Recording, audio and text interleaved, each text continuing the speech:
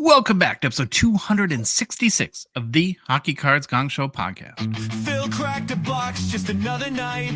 Didn't expect what was in his sight. Pulled the card, his hand shook fast. B-Dart, a rookie auto at last. Now everywhere Phil goes, you know what he'll do.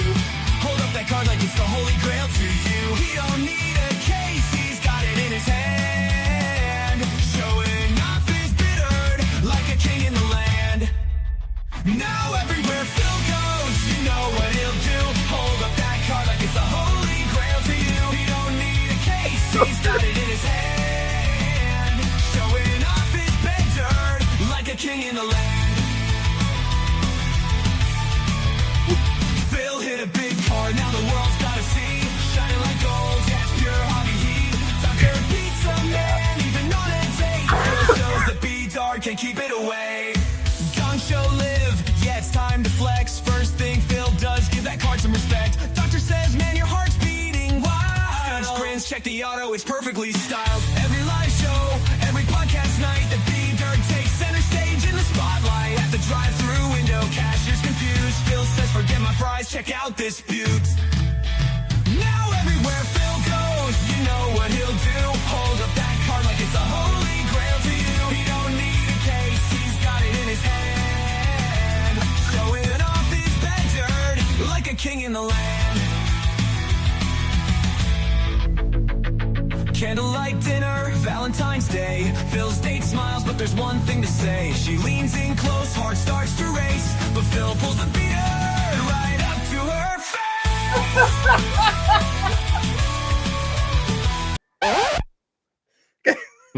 face. Very Sum 41 of you. Yeah. We hired a British punk band because they obviously could not pronounce Bedard, but B-Dart. Bedard. B-Dart. Maybe the robots are not going to take over tomorrow. Hi, boys. How are That you? was great. That was good. Thank you. All right. Baba Louie, Yo. you doing good? Yeah. Okay. Phil, you doing good? Awesome. A little cold, but good. Yeah. What happened this morning at your house? I woke up and it was 15.5 degrees Celsius. So I don't know what that's Fahrenheit, but that's cold, boys. And yeah, I went away and I cleared the side exhaust pipes, but I guess I didn't clear them enough. And there was more snow. It backed up. Pilot light went off. And yeah, good thing I have friends in low places. So I had a buddy. I was telling Josh earlier, I tried to turn on my own pilot light, but the cage surrounding it is a proprietary screws. So I couldn't. Oh man, I know. Anyway, so yeah, my good friend came over. He actually was going to come over after dinner, but his wife found out we didn't have heat, so she sent him quicker. Nice. Oh, wow. Very solid by the wife there. Yeah, and we don't even really get along that well, but you know, she respects me, I guess, clearly. Well, there you go. that's 60 degrees Fahrenheit to any Americans that needed to know. It's manageable, cold. but it's chilly. Yeah.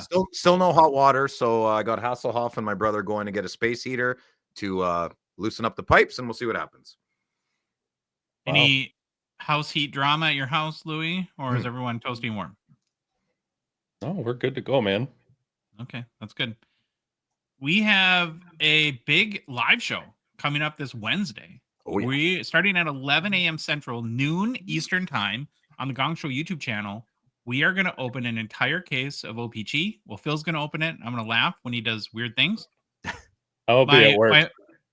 My only question is, because it's going to, thousands of cards, right? At what point do you lose your Schmidt having to check the back of every single card for a blank back? I never check the back for a blank back ever. You refuse to, even though if it's a 101 or something like that, you don't care? Well, I've never pulled an O-Pee-Chee 101. If I did, I'd probably check the back. I've never gotten well, that's not true. Stop for a second. Yeah. Now, when you say you've never pulled an O-Pee-Chee 101, and if you would have checked the back, you can't know if you've pulled the 101 unless you do check the back. So that you may have pulled the 101, Phil. You just forgot. Yeah, there's a lot of loose cards of O-Pee-Chee in my basement in monster boxes, and I would cringe at any thought of having to go through any column. Yeah. Mm-hmm. Yeah, no, my organizational skills were not good for base cards and cards I wasn't interested in. Yeah. Well, it's gonna be a lot of fun, and there will still be a third podcast Thursday too. So we're going to be busy boys this Wednesday doing a live show and then recording Wednesday night, Thursday's show. So everyone look forward to that. The next update is just a very quick hockeychecklist.com update. Yeah, it's our site if we haven't mentioned it already 63,000 times, but we don't care. We're still working on site speed, make it faster. Oh, nice. Thanks, Louis. No problem. Number one priority. It's about how slow it is. Yeah, no, we got a whole list of stuff. I'm having a big meeting with the developers tomorrow to find out how much money they want to make the site fast, but Exciting. we're going to pay it because it's got to be fast.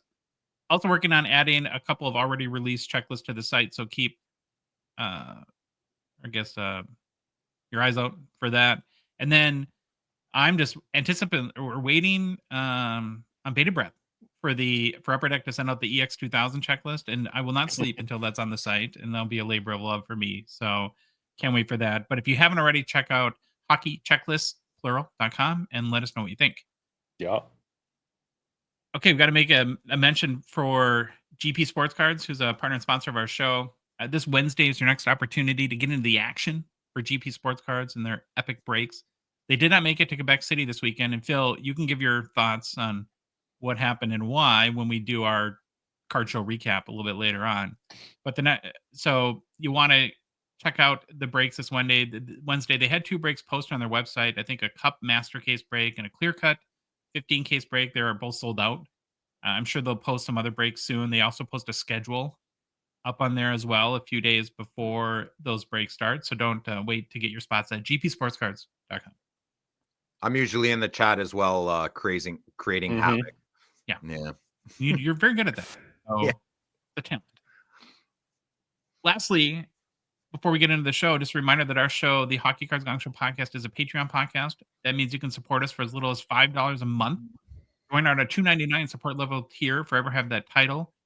Get exclusive access to our Discord server. It helps us cover show expenses, continue to produce more and better hockey card content, and then fund initiatives in a small way to grow the hobby, like hockeychecklist.com. It's very easy to support us. You can go to our website, hockeycardsgongshow.com, click on the Become a Patron link at the top of the page, or go to Patreon's website directly, patreon.com, search for Hockey Cards Gongshow. There's a link in the show description, in the YouTube and podcast apps, and then our Instagram, TikTok profile as well. Now, if you do want to support us, here's something like really important to remember. As of right now, I just got an email from Patreon that Apple finally swooped in and is charging their extra 30% fee that only Apple gets. And so don't do it on your iPhone, because you're just giving Apple kind of the majority of the money, right? And if that's, I assume, not your intention of supporting us. So the best way to do it is like if you're on an Android, it doesn't matter, but like on your computer, like through Chrome or something like that, and just not through the Apple sort of ecosystem, in-app purchases ecosystem. Okay, Louis, we got a couple new patrons that and supporters we're very grateful for. Who are they? Yeah, we do. First one, Rod G. Yay! Welcome. Hey, Ron. Thank you. Then the second one is Card. Yes, so whatever. Card Fuchsius. Fuchsius. Yes. Yeah. I needed a second. That's a fun name. I like that name. That's a great Welcome. name. Yeah. Thank you guys for the Thanks. support. I know Card Fuchsius is in Discord. Rod, if you need help getting into Discord, let us know. Ready with the game plan? Yeah, ready with the game plan. So we'll start with the Get to Know Your Hall of Famers segment. Then we will move on to Who's Hot and the Struggle Bus. After that, it's going to be some hobby news. Following hobby news, we will jump into our card show recap from yesterday and Friday for Phil, too. Then it's the Predators Hobby Mount Rushmore. Woo, that's interesting. Then it's a 24-25 O-Pee-Chee checklist preview. Ooh, that was fun. Then we do a Gongshow Mailbag, and then we're off to personal pickups. Thank you, Baba Louie. Very Sure. much appreciated. This Get to Know Your Hall of Famers is going to be a good one. So this is one to pay attention to, guys. Very excited to go over this one. We're now moving along in the 5th Hall of Fame class of 1958 in our Get to Know Your Hall of Famers series. It's where we're profiling every single Hockey Hall of Fame player starting with the very first class of 1945 and working our way to present day. For each player we profile, we look at their life, hockey career, and hobby market. The 1958 Hall of Fame class was a big one. It was a biggie. 15 total players were inducted that year. Wow. So it'll take us a bit, 15 shows total to get through it. Now, the player that I've chosen to start with is Sprague Cleghorn. And I picked the name because every time I see this guy's name, I think Foghorn Leghorn. Foghorn. How dare you think that, Josh? I say. I says, boy. All right. So anyone know Sprague? Sprague? Mm. No. Like I said, this is a very juicy one. So let's get right into it. Henry William Sprague Peg Cleghorn lived from 1890 until 1956, dying at 66 years old. Now, Peg really isn't his only nickname. He was more often called the Big Train. He played high-level hockey for about 20 years, from 1909 to 1929. 17 of those seasons were spent professionally in the NHA, which was the precursor to the NHL, and the NHL. Big Train played for many of Baba Louie's favorite teams, the Renfrew Hockey Club, prior to the Creamery Kings. They were the hockey club back then. The Montreal Wanderers, Ottawa Senators, Toronto St. Patrick's, Montreal Canadiens, and Boston Bruins. Sprague's brother Odie also played professional hockey and would end up playing several seasons with him as a teammate. Cleghorn would win 3 Stanley Cups as a player with the Senators in 1920 and 1921, and then his third cup with the Canadiens in 1924. We're just going to go right into why you got to care, because this is where this guy gets a little fun and some kind of icky What's he stuff getting dressed at the farmhouse? I guess. As a tough and physical defenseman, Cleghorn had a reputation for violent play. He was twice charged with assault following on-ice incidents, and there were efforts to have him banned from the NHL. Oh my God. Known for both his intense competitive nature and violent temper, Cleghorn was considered one of the toughest and dirtiest players of his time. Respected by his teammates and hated by his opponents, Cleghorn often used his stick as a weapon and was routinely among his team's leaders in both goals and penalty minutes. So he's got a little McSorley and Bertuzzi in him. Yeah. Maybe a little bit more. He claimed to have been involved in at least 50 incidents during his career in which a player left the ice on a stretcher. Oh, Jesus.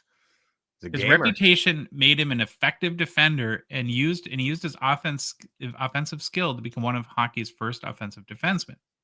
He once scored 5 goals in an NHL game in 1913 and had a career-best 21 goals in 19 games in 1914-15.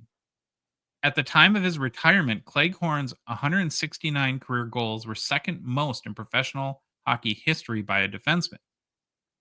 When Ottawa unsuccessfully attempted to have him banned from the NHL, Cleghorn led the league in penalty minutes with 80. During that season, Evelyn Byng, the Countess Byng of Vimy, was so mortified by Cleghorn's style that she donated the Lady Byng Trophy to the NHL in 1924 in a bid to encourage more sportsmanlike play. Oh, that's a great stat. Great piece of information. Good job, Evelyn. Yeah. So that's the origin story of the Lady Byng Trophy. One thing I do want to note, though, about Sprague is that it was reported he had a tendency, I guess, to take his violence home. Not his cool. first wife, for sure. There was a story that while he was recovering from an injury, like beat her pretty severely with one of his crutches. So, yeah, that's fairness and kind of, before people. I mean, we think it's kind of fun to when guys are kind of crazy out there on the ice, but it's not cool, of course. Yeah, I assumed it was separated. Bad assumption. Yeah. So apparently he had a pretty bad temper. Yeah, no excuse. I got one too. No, so we all none. do, right? Everyone does. Never. Here's a little bit of the Sprague Cleghorn hobby market. Sprague, the Big Train Cleghorn's rookie card is the 1911 C55 set. This PSA 7 is the highest seller, as it sold for $3,400 US in June 2022. I also has a card in the 1912 C57 set. A PSA 6 copy sold for as high as $876 in May of 2019. And then there's a couple latter years, but still playing day cards for the big train. The 1923 Patterson V 145-1, a PSA 7, um, represents the highest seller. It sold for 3,000 US in December 2019. There's also a 1924 Champs Hockey, where a PSA 7.5 sold for 1,575 USD in October 2021. And there's a couple more plain days cards you can go find if you want to look at. There's a 1925-26 Anonymous issue 31 and 26-27 Anonymous issue 41. So there you go. That's your Hockey Hall of Famer, Sprague Cleghorn. Good job, Josh. Yeah. If I can be, I know we like to be light and everything, but I'm having an internal conflicting thought process. So a lot of people aren't too happy with Bobby Hull, right? He wasn't too nice to Brett's mom. And I have separated in my head really well. Like, I still buy Bobby Hull's cards, and it doesn't bother me too much, but I'm very aware of the situation. Yeah. As when you just said about Sprague here, Cleghorn, I was disgusted in my head. I'm like, well, I'm not interested in never looking at his cards. I'm such a hypocrite, right? Because I grew up with happy, big, smiley Bobby Hull using my commercials and just a household name in all of Canada, right? But then information comes out. He's kind of maybe a good cancel. I don't know if there's ever a good one. But as an adult, I seem to separate it. And here I am just, being a hypocrite. And I can't stand Sprague. I don't like what you did. You beat your wife with your crotch. You're not cool. You're not a man. And, I'm not making sense in my head. So, like, do we still listen to Michael Jackson music? I do. Like, I don't know what the Rays are wrong. I don't know. Well, I think we use convenient logic at times, right? That's true. Diminish some things and emphasize other things depending on how convenient it is to our lives. And I didn't go in and spend hours looking into any of his domestic violence stuff. But very similar to you is, as I was doing the research, I'm like, oh, this guy's kind of awesome, right? Yeah. And then I see that, and I'm like, oh, and I'm like, well, and because of that, that's why I felt I had to mention it, right? Yeah, no, it's good that you did, for sure. But it's interesting, right? It's a good thought exercise. It's always there. I mean, I think that's however much weight you put on that from like a hobby standpoint or an enjoyment of that player's hockey career, what you can say about, even if you're on one side or the other, like on the Bobby Hull thing, you had, because the fact that you mention it, it's always there in your conscience, right? Yeah, it is. It's and we're in a fast changing and societal environment, right? So I'm a little apprehensive as well. Like, I don't know. Anyways, okay, good chat. All right, we're gonna move on to week 19 of Who's Hot in the Struggle Bus, where we take a look at 3 players that are lighting the lamp often in the past couple weeks, and then maybe see if their hobby markets have improved with their stellar play. Then we show 3 players to their seats on the struggle bus, because over the past couple weeks, well, they've stuck. And we'll check on their hobby markets too. All right, let's start with our nominations this week for Who's Hot. So I'll admit I went a little 4 Nations on this. Now, Phil, you saw the whole game, right? Sure did. Yeah, okay. So I figure, well, this is where we'll kind of cover our 4 Nations talk.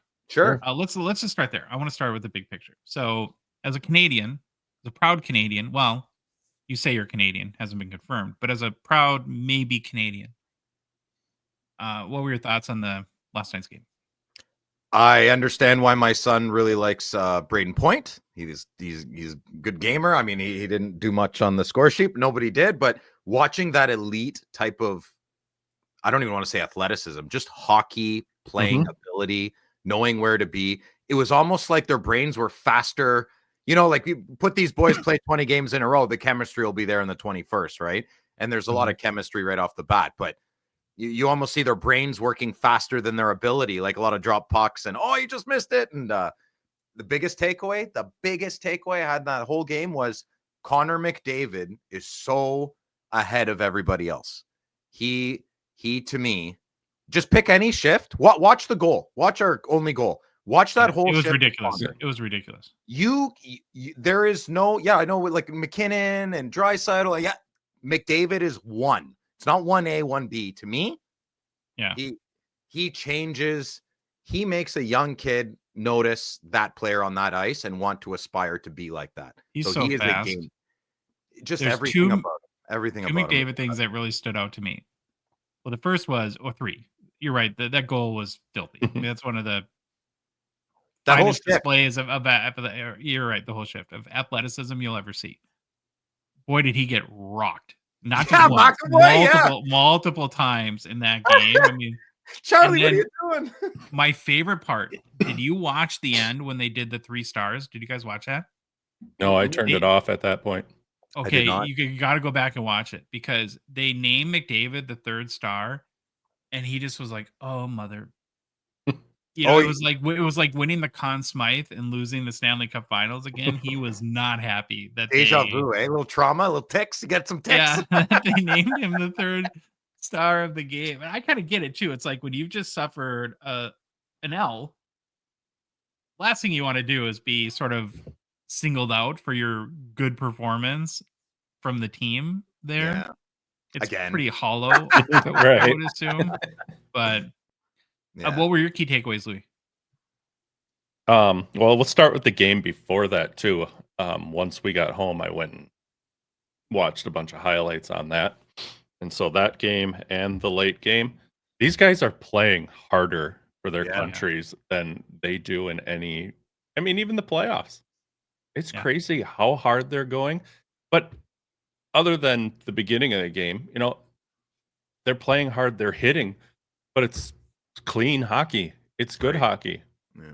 You know, and I got a chuckle out of it because I sit there and I go, this is what we needed. I think maybe they needed it.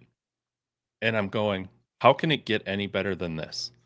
You got the NFL has turned the Pro Bowl into flag football. I've seen that meme, yeah. You know, and then there's another one. It's a meme. Yeah, and then on the NBA, nobody cares, right? And then, well, and even what's I think a little bit disingenuous about that meme, not what you're saying, is that until this, the NHL All-Star Game was kind of a joke. Oh yeah. Let's not pretend that. I loved it as Oh. a kid, though. As a kid, I thought it was Oh, great. it's a Like, kid's slap kinda talk thing. competition. Oh my god, like this is the best. You know, I like Frady with his big skullet. That was great, man. If you weren't a hockey fan and watched that game last night and are not a hockey fan today, you'll never be one. Mm-mm. Yeah, what a display, man. What a display. Mhm. Oh, so good. Once that Canadian jersey comes. Hey, did they my borrowing off the internet, they didn't show the beginning of the game. Did my countrymen boo? Did your countrymen Yeah. boo? Was that a thing? Yours did. Yeah. yours did, that's yeah. that's when I sent you a text. Yeah, I'm not a fan. Just play hockey. I'm not a fan of any of that. Anyways, I'm glad the game was great. You guys are just doing us a favor. Yeah, I You do it for understand that you're just firing up Team USA. It, So it, I hope you boo I hope you boo louder because it I- blows my mind. Like, oh, we're so up here. Everyone's like, well, we have to boo them. We have to show unification. Have you been around the last 6 years? They're like, what are you talking about? Anyways, I no comments on that. But I'm not booing. I love America and I love Canada and I love being your neighbor. And I'm not booing you guys. And I hope you don't boo me. Us. never boo you. No, we Yeah. love Canada. I think this has been a smashing success so far. Yeah, I really big do. time, eh? Agreed. Yeah, it's so And I'm great. really hopeful that it can juice up the hobby a little bit. None of this stuff ever seems to have an effect on the hobby, right? Whether winning a Hart Trophy or winning the Stanley Cup does for like 2 weeks on a player's market. But man, this puts players in, in a really big spotlight on a huge stage on games that are super meaningful. What I think is extra special about this tournament is that it's been 10 years since we've had NHL best on best, and that these guys are taking it incredibly seriously. And that's kind of like what we've talked about over the last couple of weeks is this tournament will be as good as the players' passion in it. Yep. So I loved watching Jonathan Tanner, JT Miller, fight Parayko. Oh my goodness, what was he thinking? He's a big boy. I really like him on St. Louis. I haven't I just liked his game. He's a big lad and he wasn't taking any crap. Miller can't fight. I thought he could fight better. What's the uppercut guy? And he took the extra 2 minutes for that too, because he dropped his gloves right away and waited for Parayko to be like, okay, yeah, let's do this, little boy. Yeah, Well, I like you're a that one. boxer though, Phil. He was smart because with the reach Pareko has, he had to get in close. I think that's the reason for him I to not listen. let him use his. I'm in Thai boxing, so I don't overhand like that Chuck Liddell overhand. Like I don't do that. I'm sure it's incredibly effective. I'm sure. I just didn't seem to be in that situation, so I'm gonna make fun of it. Yeah. Here's the. Well, I have a couple questions for you, Phil, just on the Canadian perspective of this. Is that Okay. I feel like Team USA wants this more than Team Canada. Am I wrong? No, I get that vibe as well. Yell at me all you want. I'm extremely patriotic. I even have the tattoo and the whole bit. And yeah, you guys look hungry. You look Mhm. hungry, right? And we're not as hungry for some reason. I don't know. I don't. McDavid looks hungry. Don't get me wrong, Oh but yeah, as yeah. a collective, as a vibe, as a feeling, hmm you guys want this. hmm Yeah. Next question: You're coach of Team Canada. Do you start Binnington or Aiden Hill today on Monday? Poor Binnington, eh? Let's in a softie, and everyone's like, "Oh my god, he sucks. He's terrible. You made some good saves." Flip a coin. I don't think it matters. I'd put Binnington back in. Let him redeem himself. Let's go. What Yeah. are you doing, Louis? If you're the coach, Hunting. Punting. Is Carey that's Price the wrong available? sport. Oh, Is Carey Price in the broadcaster booth available? And I don't even like Carey Price. So let's put him in there. I'm sure he's got some. I some don't think it matters either way, but now is your easy excuse to give Hill a shot. So Well, it'll Sure. be us. Well, it'll be Canada, U.S. in the finals, and that. Oh man, I really hope so. That'll be Yeah, great. well, I think that's the thing too. Is as much as things have gone for Team USA in one game, we're not. I think we're a little bit better, but especially with you having no Makar and Crosby obviously hurt, that doesn't help you guys, and losing Shea Theodore too. But I still wouldn't put past Canada to win one game. So as maybe as dark as things look right now, Phil, you could very easily come out the tournament Oh champions. yeah, yeah. No, listen, fighter's chance or puncher's chance or whatever the saying is, 100%. We could totally win this thing completely, Mhm. but it doesn't look like we're trending to do so. You know? Crosby had his streak ruined last night. Yeah. Nothing, eh? Nothing. Go Mm. goose egg. Yeah. And he got a penalty. I was like, no, Sid, what are you doing? I've read a lot and heard a lot that he is struggling a lot because he's pretty hurt right now. Yeah, he's Got banged up. basically He's an one old arm or man. something like that. What do you think of those Kachucks right off the bat, eh? Yeah. That was Yeah. great. Oh, I love it. I love it. I hope Brady gets some recognition for this. Let's go. Big Do you bad think there's Brady. any spillover to Ottawa fans, like bitterness towards Brady a little bit because of this? Buddy, I don't get along with Ottawa fans. I don't know. They're like, look, they're trying their best, okay? I'm like, okay, sounds good. Oh, You I know- got a question for you and I have no idea. This isn't just a bit. Why do the Canadian fans boo Matthews when he touches the puck? I think it's just Montreal fans, Oh, Yeah. right, Phil? it sure sounds like more than that, unless they're all Montreal fans in there. No, they're probably. I can't speak for my Montreal brothers and sisters, but I actually didn't even really notice. Oh, he got booed. To Louis' point, he got booed loudly every time No, he that's touched a the puck. Montreal thing. Yeah, for Okay. sure. Okay. Yeah, it's a universal thing. Listen, man, you guys really don't get the blue team is such a. It's just not cool up here, and if you're not cool with them, Mhm. yeah. So Like Duke basketball here. I would boo Matthews too. Boo, Austin! Shave your head. You're bald. All right. Well, good talk. Well, now we'll finally get into who's hot. So, Sure. along the theme of the Four Nations, for my pick for who's hot, I went with a Team USA guy, Jake Gensel, who's never represented the United States in any international play, making his debut for Team USA in the Four Nations, has made quite a splash. In 2 games he's played, he has 3 goals, 1 assist for 4 points. When he commented after, now listen to this, Phil. When he commented after game 2, he said the atmosphere in Montreal felt even a step above the Stanley Cup Finals. Yeah, man. Hockey town. Montreal's the best city in the world, man. I'm telling That's you. pretty amazing. They better bring it Uh, to Boston. Yeah. Oh, yeah, definitely. Yeah. You're right. On the NHL season so far, he has 27 goals, 27 assists for 54 points in his first season with the Tampa Bay Lightning. Now he's been sort of billed as the replacement for Stamkos, who, by the way, has 17 goals and 33 points in Nashville. So it looks like a pretty good signing for the Lightning. not that you can replace Stammer's meaning to the team or anything like that, but from a offensive production standpoint, he's filling in nicely there. Now, hopefully, for us rooting for Team USA, Gensel keeps up the scoring pace for 2 more games. That'd be nice.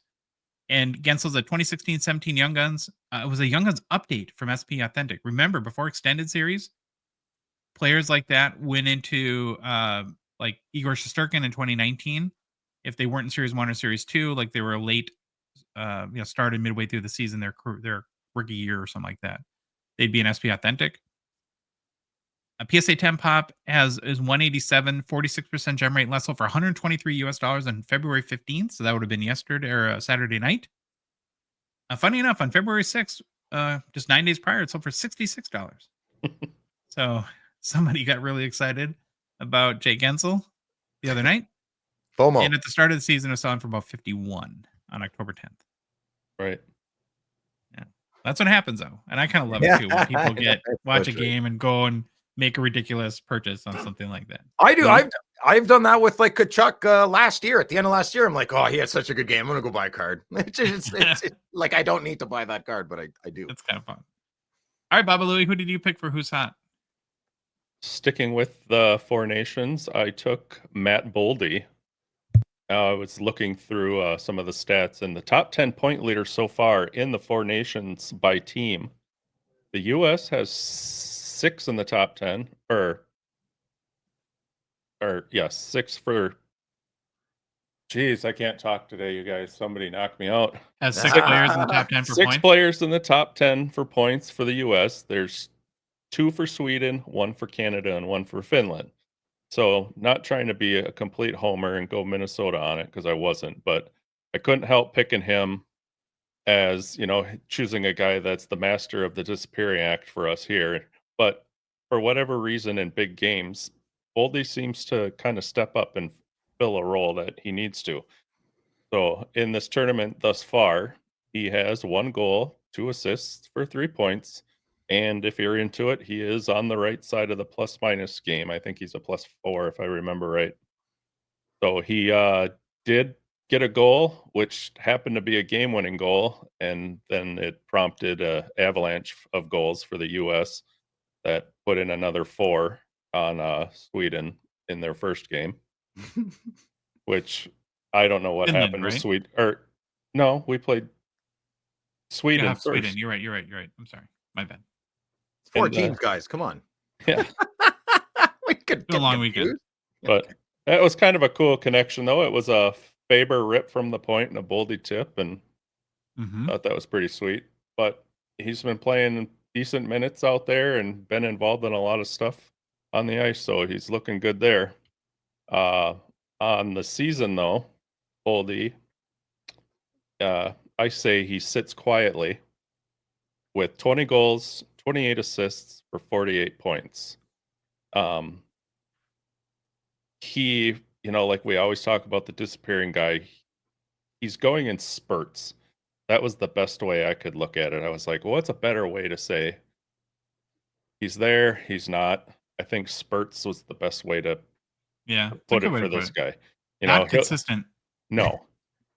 Very not consistent. He'll put up good points, in 3 or 4 games, then disappear for a few, and then the cycle comes back around, and we seem to do that throughout the year. Now, still, Josh, maybe we were talking last week, because I think, Phil, you were involved in the conversation too, hoping that he would step up with Kaprizov out of the lineup, and we haven't seen much of that yet, but that would be nice. I think that's a role he needs to fill when we're down, guys. But I'm hoping that this tournament will maybe give this kid the spark to stay on top of his game for the remainder of the NHL season. And Mr. Boldy is a 22-23 Young Guns with a pop of 792 and a gem rate of only 25%. That was pretty low. Yeah. Last sale of his card was February 7th for $105. Now, this card in the past 3 months had seen a 12% decline.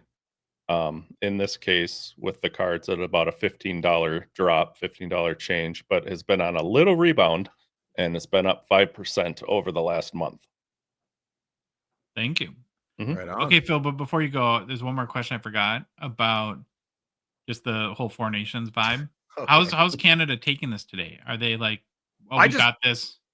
Wrong guy to ask. I ignored all social media last night and this morning. I just finished the game like an hour ago. So I don't know. Yeah, I haven't checked anything. Instagram, Twitter. I haven't talked to anybody. My buddies. Gotcha. Yeah, I don't know. All right, who's your pick for who's on? Yeah, so I went old school. I went NHL. So Brandon Hagel's my pick. He's on fire lately. He's accumulated 4 goals and 4 assists in his last 5 games, and he's a +9. Like what? Well, I guess when you're popping in 8 points, that helps. And he fought your guy, or which one did he fight? He fought Matthew. He fought Matthew Tkachuk. That's right. Yesterday. Yes, yeah, it was great. Yeah. It was awesome. Oh, that's right. You know what? I didn't even. I picked him. I didn't even realize that. I had to think about that. Yeah. So that was good, man. Great tilt. Yeah, I'd say it was even, maybe. I don't know. Matthew's a little more excitable. But when you're playing back to the NHL, when you're playing with Braden Point, Nick Paul, that's definitely going to help your point production, especially on the first line. Man, I remember Nick Paul used to be on my Sens team, and we traded him for Matthew Joseph, and now Matthew Joseph plays for the Blues, and the Sens are still waiting for future considerations in their trade. I don't even know what that means. Still waiting. Anyways, back to Brendan Hagel. So he's playing so good this year that John Cooper even expressed confidence in Hagel, selecting him for Team Canada in the Four Nations Cup. So saying that, he's had no points this tournament, and he's a -2. Bit of a jerk here, but yeah, kid's a stud, top notch, great pick. Pop, his Young Guns, I apologize, is a pop count of 280, and it's a 71% gem rate. What is he's like a 2020? Was 2021? Yeah, 2020 upper deck. Yeah. Okay, 2020. Yeah, 71% gem rate. So buy it raw and send it in. Your odds are good. Not financial advice. And the last card sold on February 15th on auction for $32. Okay. Yeah. And then there was another best offer for 48, so I threw that in there. It's like on the same day, somebody gets it for 32 and somebody best offers it for 48. So anything under 50, you should be out. Do you have a review of your guy Brady and his fight against Sam Bennett? No, Brady's great. Screw Sam Bennett. Get out of here. What are you doing fighting? What are you fighting Brady Tkachuk? Come on, man. You're gonna get your clock cleaned.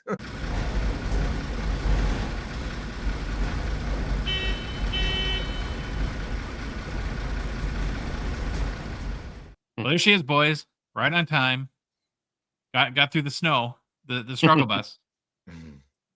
And it was a pretty easy call for my pick for the struggle bus. I had to go with attendee in UC Saros, who has been one of the better goalies in the world in the last few years. Last 4 or 5 years, really. This year's been a little rough for him, and frankly, his whole Predators team.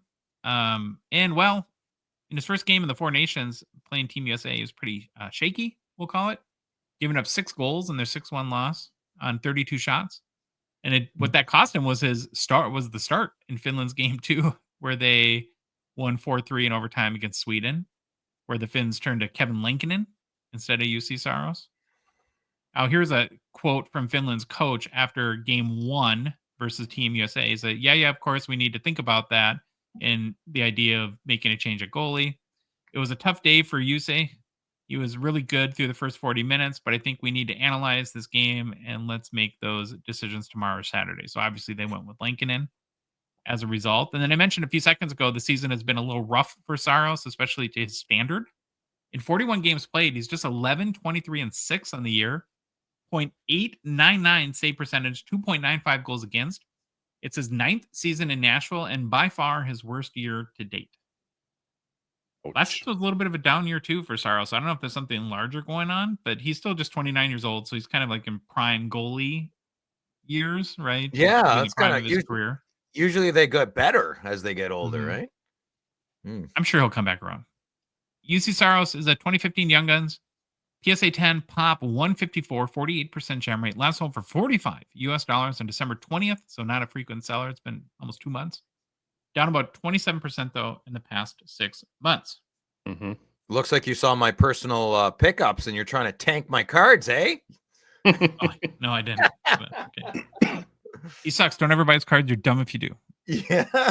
Just kidding. Okay, Louis. Wow, good thing we got a bus.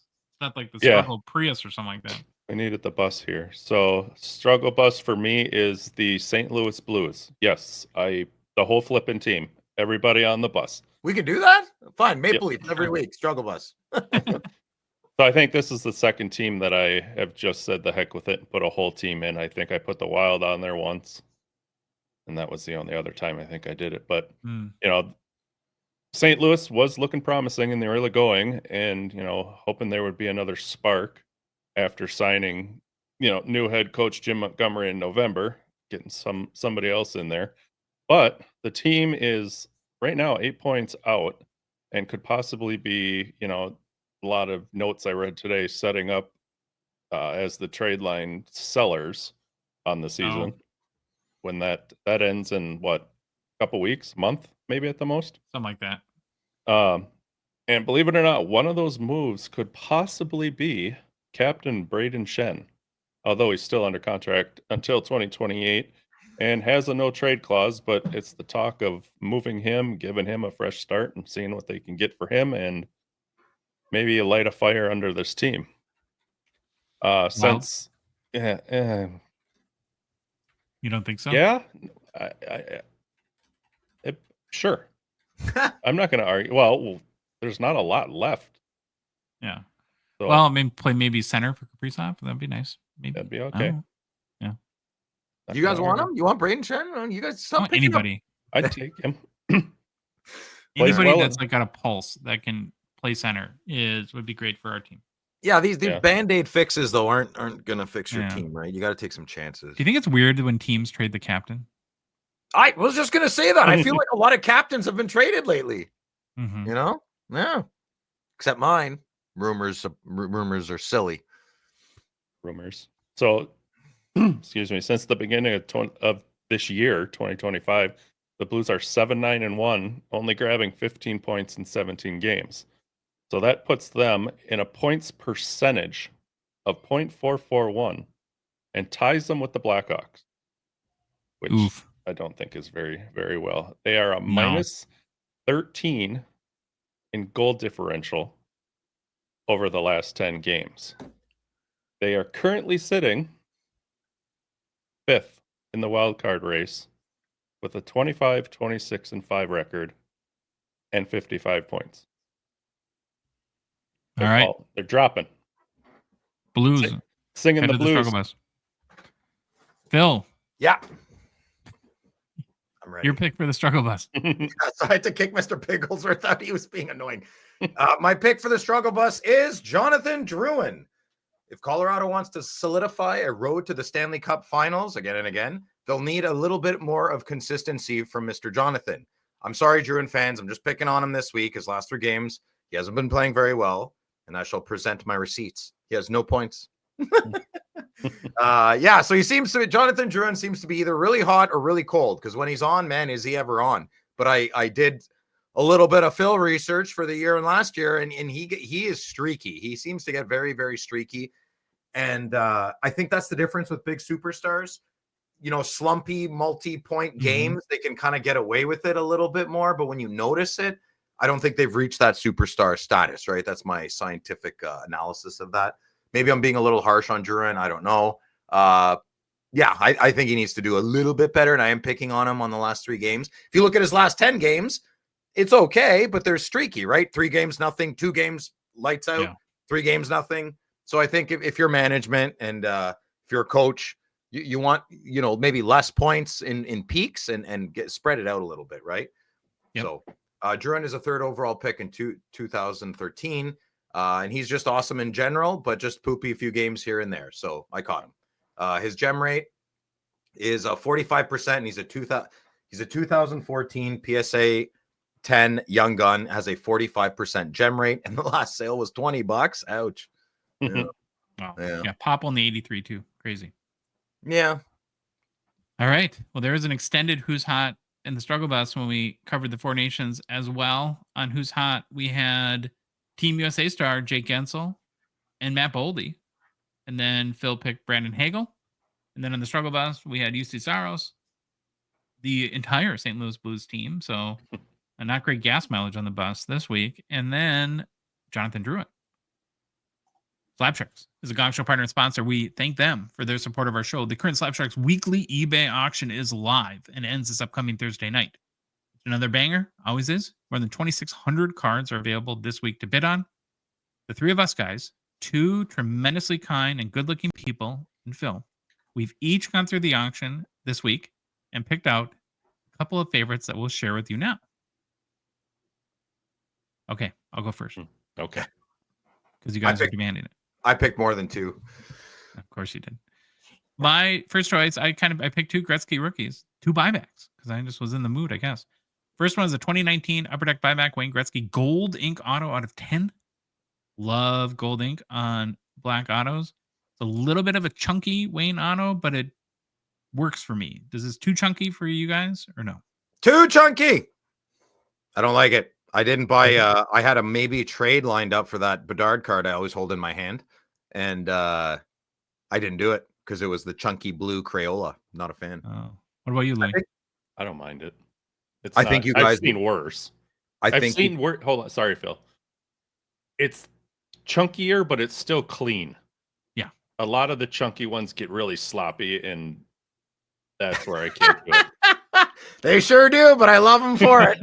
Chunky monkey logo. They try harder. Okay. Yeah. Okay. But I have a great photo of Wayne though in this card. I love the black background and everything. So I'm a fan. I just don't have to compete with Phil in bidding. No. That's awesome. Listen, I was gonna say, I think if you saw this card in person and held it in your hands, you wouldn't like it as much. I think you're being loose with your criteria because it's on the screen. Oh, okay. Well, buy it and put it in my hand. We'll see if I like it. The next one is the 2015 Upper Deck Wayne Gretzky buyback auto out of 25.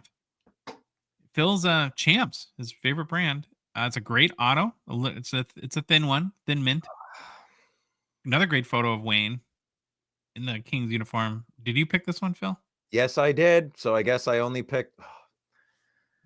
Yeah. Okay. Go ahead. You stole my card. Oh, I just kept my mouth shut. I saw it. And Louis wanted to see the train wreck, eh? Uh-huh. You big jerk. Set you up. That's what I have backups. It's fine. It's okay. Yeah, but you didn't tell me your backup, so I never put it in there. Yeah, no, He picked three. I picked 3 cards total, right? 4 cards total. You didn't see that? The honorable mentions? 2? No, you didn't. I had already had it all done. Oh, okay. Oh, okay. Well, I guess I got 1 card for the week. Okay, right. Go ahead, Josh. You can mention them. I'm not going to ask you because I know the answer, but Louis, of the 2 Gretzky autos I picked, which one would you prefer? This one. Okay. You have a reason why? Because it's not chunky. It's blue, and it looks good. Good answer. You don't like the chunky monkey. That's fine. Louis, what are your 2 favorites? If I had a choice. Well, hey, let's just stay on this Wayne Gretzky train thing here. 2021 Upper Deck the Cup Splendor auto out of 36 Gretzky. Love it. Love the color. I'm sucker for these horizontal cards lately still too. So blue ink, blue uni. No. How could you Oilers? go wrong? Can't miss it. Next one. Now a lot of people poo-poo these. Oh, I used a Phil word. Poo-poo. Yeah. But sign of the times, but I thought this card stood out to me. And it's a 2000 SP Authentic sign of the times. Steve Yzerman auto. Yeah. Just looks sick. Looked like a sweet card.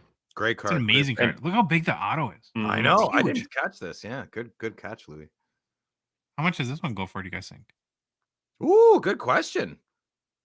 Does it hit it I don't know. 500?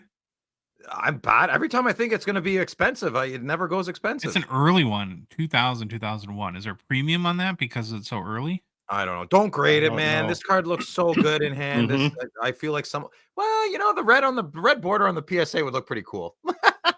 Yeah. Yeah, I like this. I like this one. Great pick, Louis. Be fun to not watch. mind- $39. $39 US right now, Sold. which turns into 55 CAD. Can. CAD. All right, Phil. What are all the cards you picked? But Well, I picked one. you, Yeah, Wayne Gretzky. It's a Wayne Gretzky podcast. So big fan of these doubloons. Now this is from the first year, so it's not as the design is not as predominant as the more later doubloons. So you might not like this card. I still like them.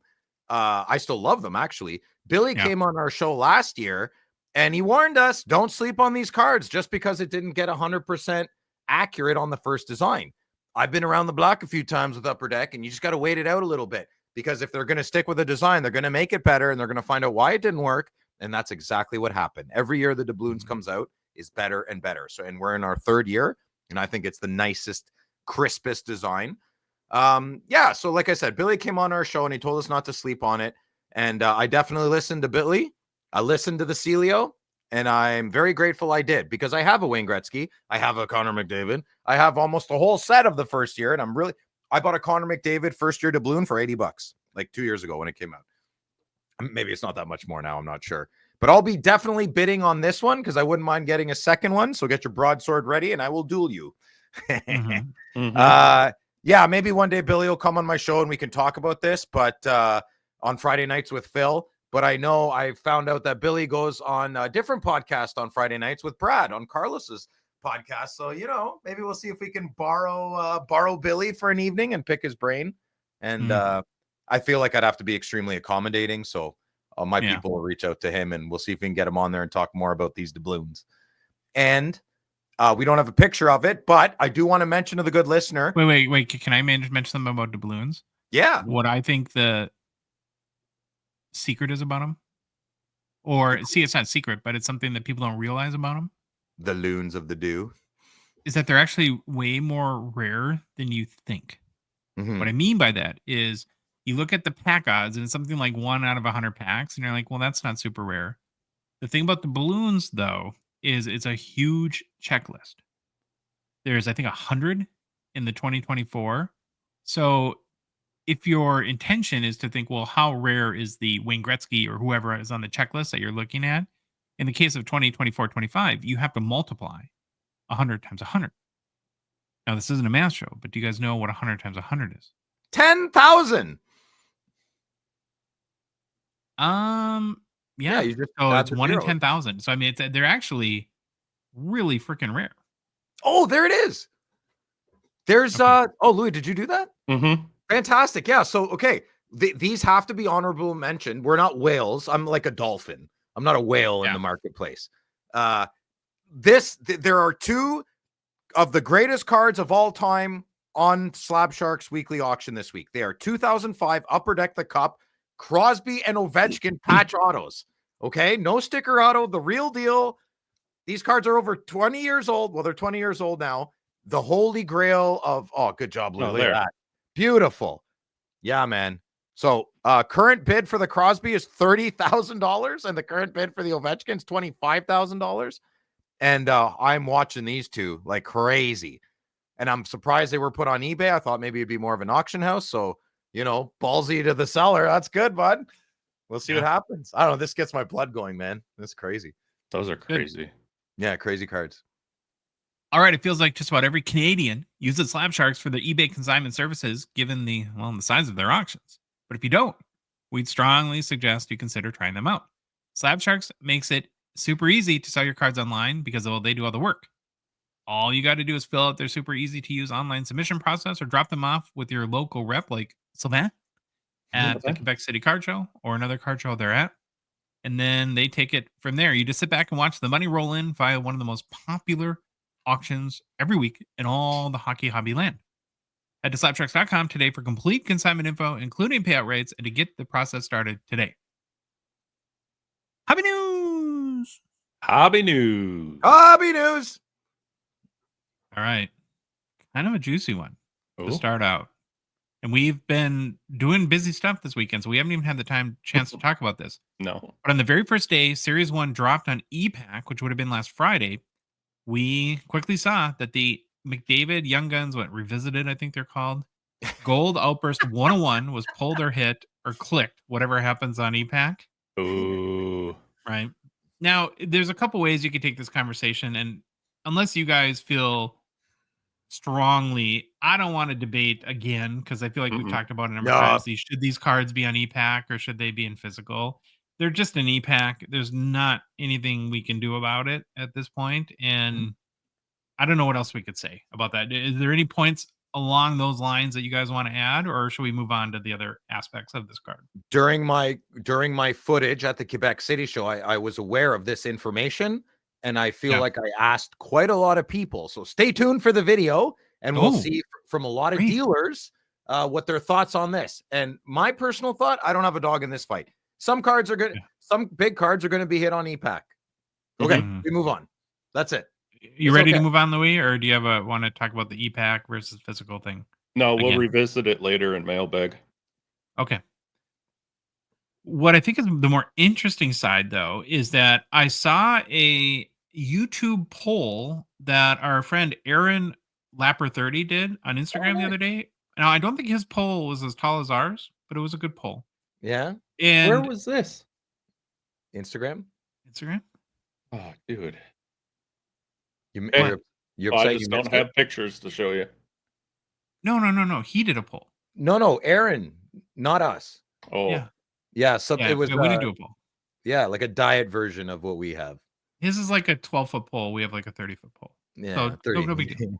So, anyways, he did a poll, and what he asked, and it was a really smart question he asked. He asked people, would you rather have this card or the Connor Bedard Gold Outburst 101 Young Guns? And the result was about 50-50.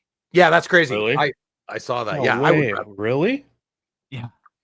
Yeah. That's insane to me. Insane to me. Oh, Louis, the picture was just the card, but you can just leave Oh, this up. yeah. Okay.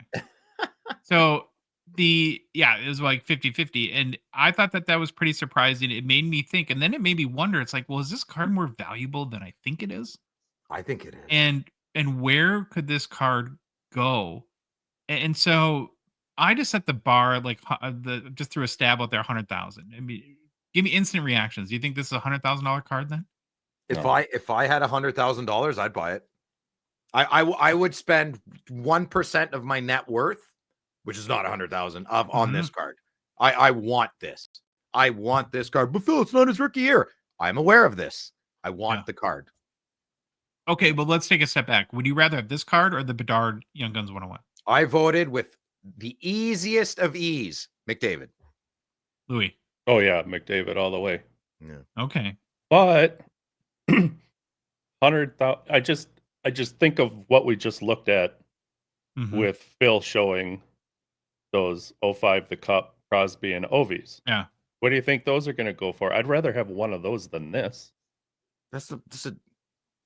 Yeah. Yeah, Well, I think as we've talked about like in recent shows, the hobby's very smitten right Mhm. now with these Gold Outburst 101s. Now, will that last a long time?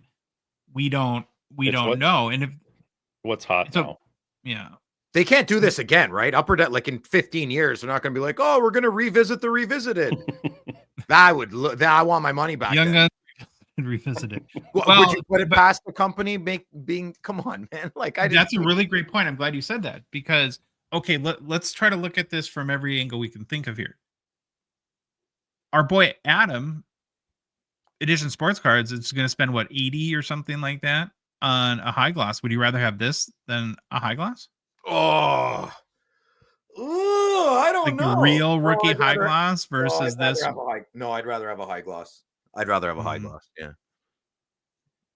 And I think too, like if you were to spend big money on this card to that point, how crushing would it be if Upper Deck did something 5 years from now Oh my God. similar enough where it kind of took the specialness away from that? And there's no way to prevent that from happening, right? So you're taking a risk where you know in the case of the high gloss that there's only 10 and there can only be Right. 10. There will only ever be 10. I Yeah, still no. think because that's the original, though, even that's out of 10, this shouldn't sell more than a high gloss. I would hope Upper Deck would know to never do this for this card again, right? So if that decision was just kind of let's just do some retro outbursts or tributes, whatever, revisited. I don't know. It's driving me crazy what word to use. Yeah. They just can't do this again. Like I hope if they didn't realize that, they would like, oh wait, we can't do that again for McDavid's Young Gun. They wouldn't. There's no way they could. Think about it. I mean, they took his Young Gun and now put it in a revisited gold and whatever other colors. They'd have to choose some, but they can't. There's no way you would come back to this and be I like, hope not. I hope you're right, Louis. it would make no sense, dude. That's like wipe before you poop. No. You don't do that? No. It's gonna make sure you got a good landscape, and then you go. Okay. Oh boy. Well, if that didn't like kill your train of thought, I don't know what would. So, well, then the reason why I just threw like 100K as a starting point, well, a couple reasons. Number one, if there was $1 million at one point bounty on the Bedard, and we know it's not worth that and wouldn't sell for much, in the context of that, 1/10 of that could potentially seem reasonable. But let's say you guys opened up an e-pack on Friday or clicked or whatever it's called and hit this card. What's the minimum that you're selling it for? 50. So you would take 50 and be happy with that. Yeah. You wouldn't take 40? I think you'd take 40. Oh, let people start coming in. Yeah, if it's stalled at 40, I would take 20 for it. 10. I don't care. I think Josh is asking what's the lowest you would take, and then underneath that you would keep. So for me, it would. I wouldn't give this for 25 grand. It would have to be like 40. You'd have to give me 40 grand. If you offered me 35 for this today, I'd probably say no. So you're saying it's worth half of what one of his high gloss is in your mind? Yeah, for me. I'm just going to stay at 50. 40, 50, yep. I don't think that I would be in a hurry to sell it. I think this is a card that some cards you need to sell right away. Like when Series 2 comes out, sell those Celebrini and Michkov Young Guns instantly. I promise you, there's going to be a million of them. This one, I would want to take my time and get a lot of opinions on, but I think it's worth more than that. I think I would peg it at 80, and that's just my own stupid opinion. Oh, and I want to hear from everybody. So please leave a comment or send us a message what you think this card is worth, because we like a variety of opinions. Like a variety of opinions on this. Now, I want to go back and ask another question about, like, let's say you were fortunate enough to hit this card in a box of 24-25 Series 1. Would you sell it or keep it? Isn't it the same thing? What does the transfer method matter? No, like would you just say, I don't want to sell this card, I want to keep it in my collection? Or would you be of the mind to sell it? Well, for 39,000, I would not sell it. For 40, I would. Okay. So That's the it's same the price. No, it isn't, because sometimes you hit a card and it's like, I don't care what it's worth. I don't want to sell it. I want to own it. I gotta like what I have, and that's how I kind of go about what I do. I don't like the gold. I know it's like awesome, but I don't like it. I've said it 100 times. People know I'm seriously not gold guy. I'd rather have the red.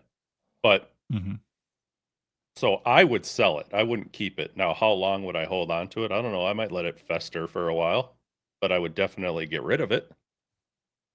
You'd be just known as the guy that has this card for a long time, right? Even more reason to get rid of it. I'd like that recognition. I wouldn't. I don't need the flex. Just in listening to you guys, I want to flex this card. Yeah. Yeah, I like it. I'm honest about it. I have an ego, and this card strokes it, and I love it. And I love Connor McDavid, especially after last night.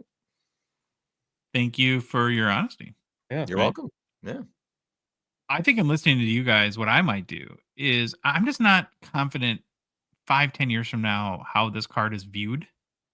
Yeah. And so what I might do is sell the gold for a lot of money, and then if I really like the card, do what Louis did, buy the out of 25. Oh, that's smart. Yeah, sell it. Yeah, okay. Then you have one of the reds and a little bit less risky position in that regard, and you pocket some money. But I'm with you, Louis, on the red. It does look, I love gold and canary yellow, but the red, there's something about that red pigment they used. It's it's like a blood. You better believe it is. No, get out of here. All right. Anything else on this card? Any other? So it sounds like you're gonna have a lot of content in your video, so maybe we should. Well, we talked about it enough. Yeah, it's gonna take me a few days. I still got to put up the Ottawa video too. Bill, you're way behind in your videos. I'm cold. Yeah. Okay. Next Happy News story is: did you guys see this? It was awesome. Ovi throwing some shade at Matvei Michkov. So Philly's young super prospect, Matvei Michkov, just got a little bit word spanked by his idol, Alexander Ovechkin. In a recent interview, Ovi praised the young Michkov's talent, but he thinks he's showing off a little too much on the ice for his liking. Here's the quote from Ovi. Michkov is a great guy. He's doing well. He played against us recently, so I got to see him. But I wish he would show off a little less. Otherwise, everything is great. Now, these quotes came after the Capitals beat the Flyers and both players happened to score a goal. Also, though, in the game, Michkov attempted a Michigan goal that he failed to convert. Ovi went on to say, work and everything will be fine. The most important thing is not showing off because when anyone shows off, it can come back to bite you in a big way. Now, Ovi's no stranger to criticism for showing off his flair. In 2008, Don Cherry got on him a little bit for his hot stick celebration after he scored his 50th goal of the season. So I don't know. What do you guys make of this? Do you think Ovi shouldn't have done that through the media, or is he just poking him a little bit? I love Do it. you I like think it's a Oh, classic. that's okay. Yeah, it's the classic old guy, young guy, like settle down, young whippersnapper. I have some wisdom on it. That's all it is. It's just two different generations. And I'm glad you brought up the heat off the stick because I remember that perfectly. I probably saw Don Cherry live talk about it. So I was going to say, who's that? Who's Ovi saying this? That's why it's just an age thing. I think it's adorable. And lastly, if he scored the Michigan, we wouldn't be talking about this. Fair enough. We will reuse the poop out of this Michkov photo. It is the greatest thing ever. It's good, eh? Yeah. I just love it. All right, Phil, you got a hobby news story. Mhm. I do. Yes. I was very happy to be watching our good friend of the show, great friend of the show, Jeremy Lee. He had Mike Baker on. If that name sounds familiar to you, he's a former CIA agent, but that's a different Mike Baker. This is the card Mike Baker. So announced 2 nights ago on Jeremy Lee's show on his Sports Card Live on Saturday nights. MBA grading is soft launching. Mike Baker, a well-known former PSA grader, has stated they are beginning to take submissions for grading. Take a look at their website, mbadiamond.com. Really slick. I mean, like I said, it's a soft launch. I'm not sure about turnaround times. Get that information yourself. But they have new slabs, new labels, gold labels. Looks pretty sharp. Another cool thing that Mike thought would be very important, and I agree with him, his labels and his slabs stack on top of the PSA ones. So that's a great. If you're worried about that, that matters. You might already know Mike from the MB sticker that shows an exceptional eye appeal on certain cards. We don't see it too much in hockey, but there's quite a few of them on eBay. You can look for that MB sticker seal of approval. Something to keep your eyes on. I wish the best to Mike and his team on his new venture. And check out his website, mbadiamond.com. It's subjective grading with a splash of AI, Mike said. I don't know what that means. Go check it out. It's NBA. You forgot the A. MBAdiamond.com. mbadiamond.com, yeah.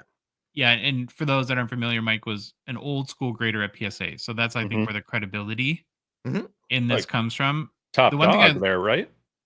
Yeah. Big player. You're right, Louis. Big player. The one thing that I like, and I caught the interview as well, and it was a very good conversation. So congratulations to Jeremy for that. I like how they're going to have the 9.5 grade too. I actually think it would be awesome if PSA had a 9.5 grade. Great. I think that it would help build more value around cards that are not just 10s. Yeah. But I don't know. How would that be received though? I think they'd be received horribly, but after 2 weeks, it's the way it is. Can you, just for the heck of it, expand on liking like the half grade? Because I've never understood it. It values the 10 more. Is it just a dollar thing? No, it's for me, it would be 9.5 is great, but a 10, it would just increase the value of a 10 monetarily and emotionally. I don't know. And I just wonder if it would increase the value of not a 10 too. Like, because right now it's 10 or nothing. 9s don't seem to carry. 9. Sure. I don't know. That's a good question, Louis, and I don't know if I have the best answer for you, to be honest. Well, there's still too much mystery on their criteria, right? Like Mike Baker is going to have his own criteria for his grading. even when objective grading comes out, it's all AI. Let's say there's 10 companies. You still have to input the criteria that it's looking for. So Well, I need to agree with their criteria, right? that's a really good point, because if you can go watch it for yourself on Jeremy Sports Cards Live, but if you caught the conversation, one of the most interesting thing that I thought that Mike said was that, because Jeremy asked about, I think, some inconsistency or somebody that graded cards in PSA like 20 cards and then sent them to SGC. And he said, well, actually, SGC, and this is, I'm sure his opinion, maybe his opinion, I don't know, but he said that SGC grades cards differently than PSA, where PSA is very technical in their grade, where it's corners, edges, surface, whatever else I forgot, centering, and where SGC puts a much higher emphasis on eye appeal.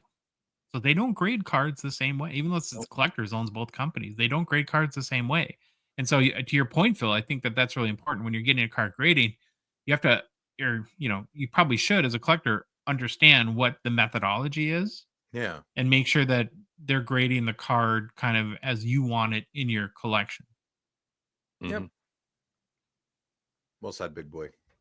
And maybe that's why PSAs are, tend to hold more value, because they are, more technically and less subjective. Yeah. And that, check out their website, see what they grade, see how they grade. I'm an advocate for absolutely much more information from all these companies. Education. And I think we're going to get there. It's just going to take a bit of time. Well, I'll just throw a little controversy in here. And I know I've always told, if you got nothing nice to say, don't say anything at all. But again, Say it. I never liked the gold in the Beckett slabs. Why gold? Oh, really? Gold's the best, brother. yeah, I don't know. I mean, to me, that was from my marketing hat. That's a little bit of a probably riskier play there. That some people are going to love it, some people are going to hate it. Where I probably would have went something a little more neutral, I'd have gone or black. that would have been universal. Yeah, but whatever. That's just. I like gold's a funny thing. For thousands and thousands of years, us humans have always been drawn to gold, right?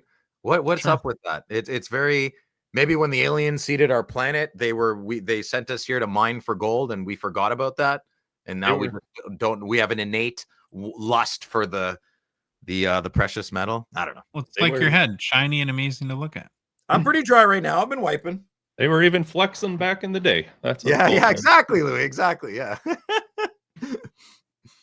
Well, this weekend was a busy card show weekend for our crew. We had Phil from Canada, Phil from Ottawa, went to the Quebec City show, and then Louis and I actually set up at a local card show. But we'll start with you, Phil. Why don't you give us a quick recap of your adventures in the land of the French speakers? I'm purposely not going to give a lot of info because I want you to watch my video. I love that's when I'm at a card show, that's my wheelhouse. This is not my wheelhouse. Josh is like a zapper. Every time I get too excited, he zaps me and I have to sit down, and it's hard, right? So podcast life is we hard have your for nipples wired so I can zap you at any moment. Yeah, that makes me more excited though. So okay, back to the Quebec City. So I left Friday morning. The drive there was great. I sang songs. I listened to an amazing book about the Comanches and Texas and the Western Plains. Oh, it was exhilarating. But anyways, hockey card show. So I drove right to the show. I didn't check in the hotel. It was a good 5 hours solid from Ottawa to Quebec City. Same location as last year. It was in an indoor farmers market right beside the Videotron Center, which is a beautiful hockey arena where the Quebec Nordiques should play. So when I got there on Friday, it was very, very quiet, but I got there around 3:00. Like I keep saying, it's a smaller show, but it's very mighty. It's very well put on, very well advertised. Sylvain was extremely busy from everyone would be not busy. And then Sylvain would always have people at his booth. So I was very proud of my boy. He almost had to have Brad Hartland cover him. And speaking of Brad, I bumped into Brad and Sherry, which is his wife, and they were on a romantic vacation for Valentine's Day. And I caught them at the hockey card show. So do you third wheel? Did you go and with them to dinner? And funny you asked, Josh. I asked if they wanted me to come to dinner with them, but Sherry stepped in and said, "Phil, you're great, but we'll just take a rain check for this one." I said, "Okay, no problem." I don't know what her problem was, but anyways, Valentine's Day or something. I would have wined and dined Brad. I know. I wanted to. Well, I was totally fanboying Brad, and I'm like, "Hey, Sherry," I just brushed her to the side. So, some information. My friend Judas didn't show up at the card show. Some you guys might know him as Grant from GP Sports. We're not friends until tomorrow when the card show is officially over. So he didn't have winter tires on his car, so he couldn't drive up. I have so many follow-up questions that I refrained. I'm moving on. Okay. Yeah, okay. Yeah. So I took over their booth and I took my senior's nap there. No one seemed to notice. So that worked out. I took a boatload of video. I'm going to edit up this week. Don't worry, good listener. I will show you my adventures in Quebec. I do like to say, the people of Quebec City, I salute you greatly. And I love you all so much. All the men, all the women. What an efficient city. What a clean city. What a friendly city.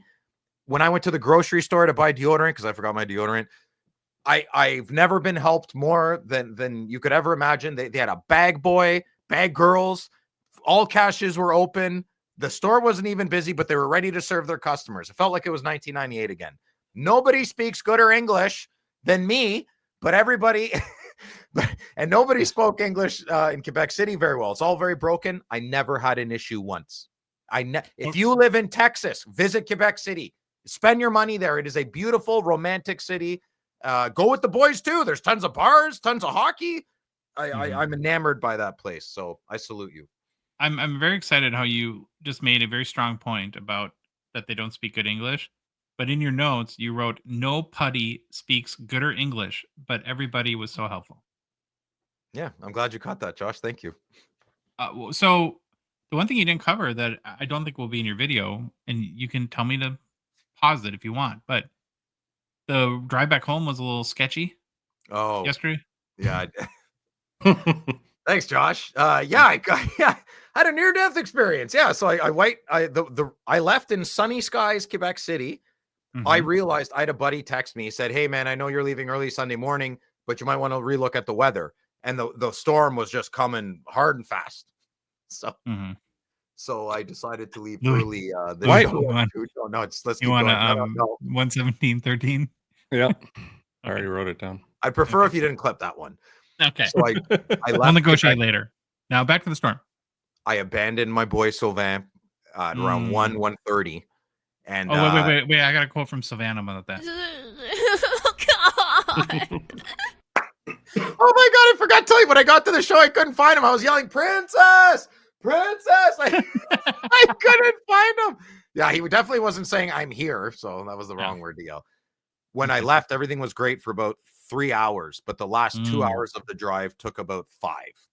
And right before I got off the highway in Quebec, thank goodness for their highway barriers made out of rubber, because two guys were not letting each other in off the exit, and it was snowing like crazy, and it's a 3-lane highway, so no one's using the far left lane. It's full of snow from the snow drifts. No one's using it, right? All the snow is cleared from the cars, and it's horrible. I had to make the exit, and I'm in a very safe half-ton 4-wheel drive truck with great tires and good driver, and I gunned it. I punched it into the far left lane, and that bad idea. The snow drifts just took over my front left wheel, and it just pulled me into the divider. I smashed into it, and then I tried to get out, and I smashed into it again, and a third smash. And I was like, "Okay, I gotta change this," because I just kept rubbing up against the divider, right? And I couldn't brake because that would lock the wheels up. My 4-wheel drive's on, so I'm just trying to lower the speed, but I can't lower it too much because there's people in the other lane passing me, so they're gonna hit me if I go too slow. Yeah, they're in the other lane passing you, going, "Look at the dumb, you know what, over there, trying to get by." Did you do damage to your truck? Hold on, I'm almost done. And finally, the guy behind me, I saw lights flash, and it was another truck, so I could lower my speed. I just kept grinding like a cheese grater. So I lowered my speed a bit, and then I just tapped the brakes slightly to try and, I don't know, like jiggle the wheels or whatever. I grabbed some grip and I punched it, and I straightened right out. The butt end flew out, but my 4-wheel drive was good, so I stayed in the lane. I couldn't believe nobody hit me. That's the real. Forget my truck. I don't care about the damage. Yes, there's damage on it, but I can't believe no one hit me. And that's where I thought the big schmucker was going to come. So is it cosmetic damage or like damage you gotta fix? No, so it'll be quite a bit of body work. Yeah. Now I was curious about how people feel in these situations. In reality, I'm guess this was a few seconds, but did it seem like time stood still to you during this? Yes, I definitely thought I was going to die when I was going to get hit because there was a lot of transports, and I just don't. Yeah, no, I thought that's it, it's over, and but I wasn't not calm. I don't know how to explain that. Jesus, take the wheel. Yeah. I'll take my chances, I think, on that one. Yeah, I'd rather. But I responded. I didn't react. I'm a very confident driver, and about 30 seconds after everything was okay, I wasn't doing well. Yeah, I was sweating like crazy. I burst out in huge sweat. I called Cole. He didn't answer, of course.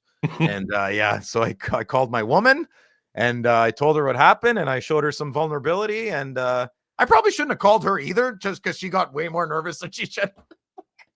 Did you cry? Did I cry? No. Yeah. No, I feel more alive when things like that happen. I woke up very happy today, and Okay. I'm a crier, but not about stuff like that. Mhm. No. I'm glad you're okay. Thanks, Yeah, buddy. me too. Yeah, that's Yeah. that was definitely the scariest vehicle thing. I've had a couple maybe close to that, but that maybe because it's the most recent. But yeah, Mhm. man, Yeah. I I sort love of watching myself. people like you when I'm out there plowing. Well, dude. I had to make the exit. Like I'm not. Anyway, I had to make the exit. I'm not the idiot on the highway. You're implying. I hope I'm a very slow, relaxed driver.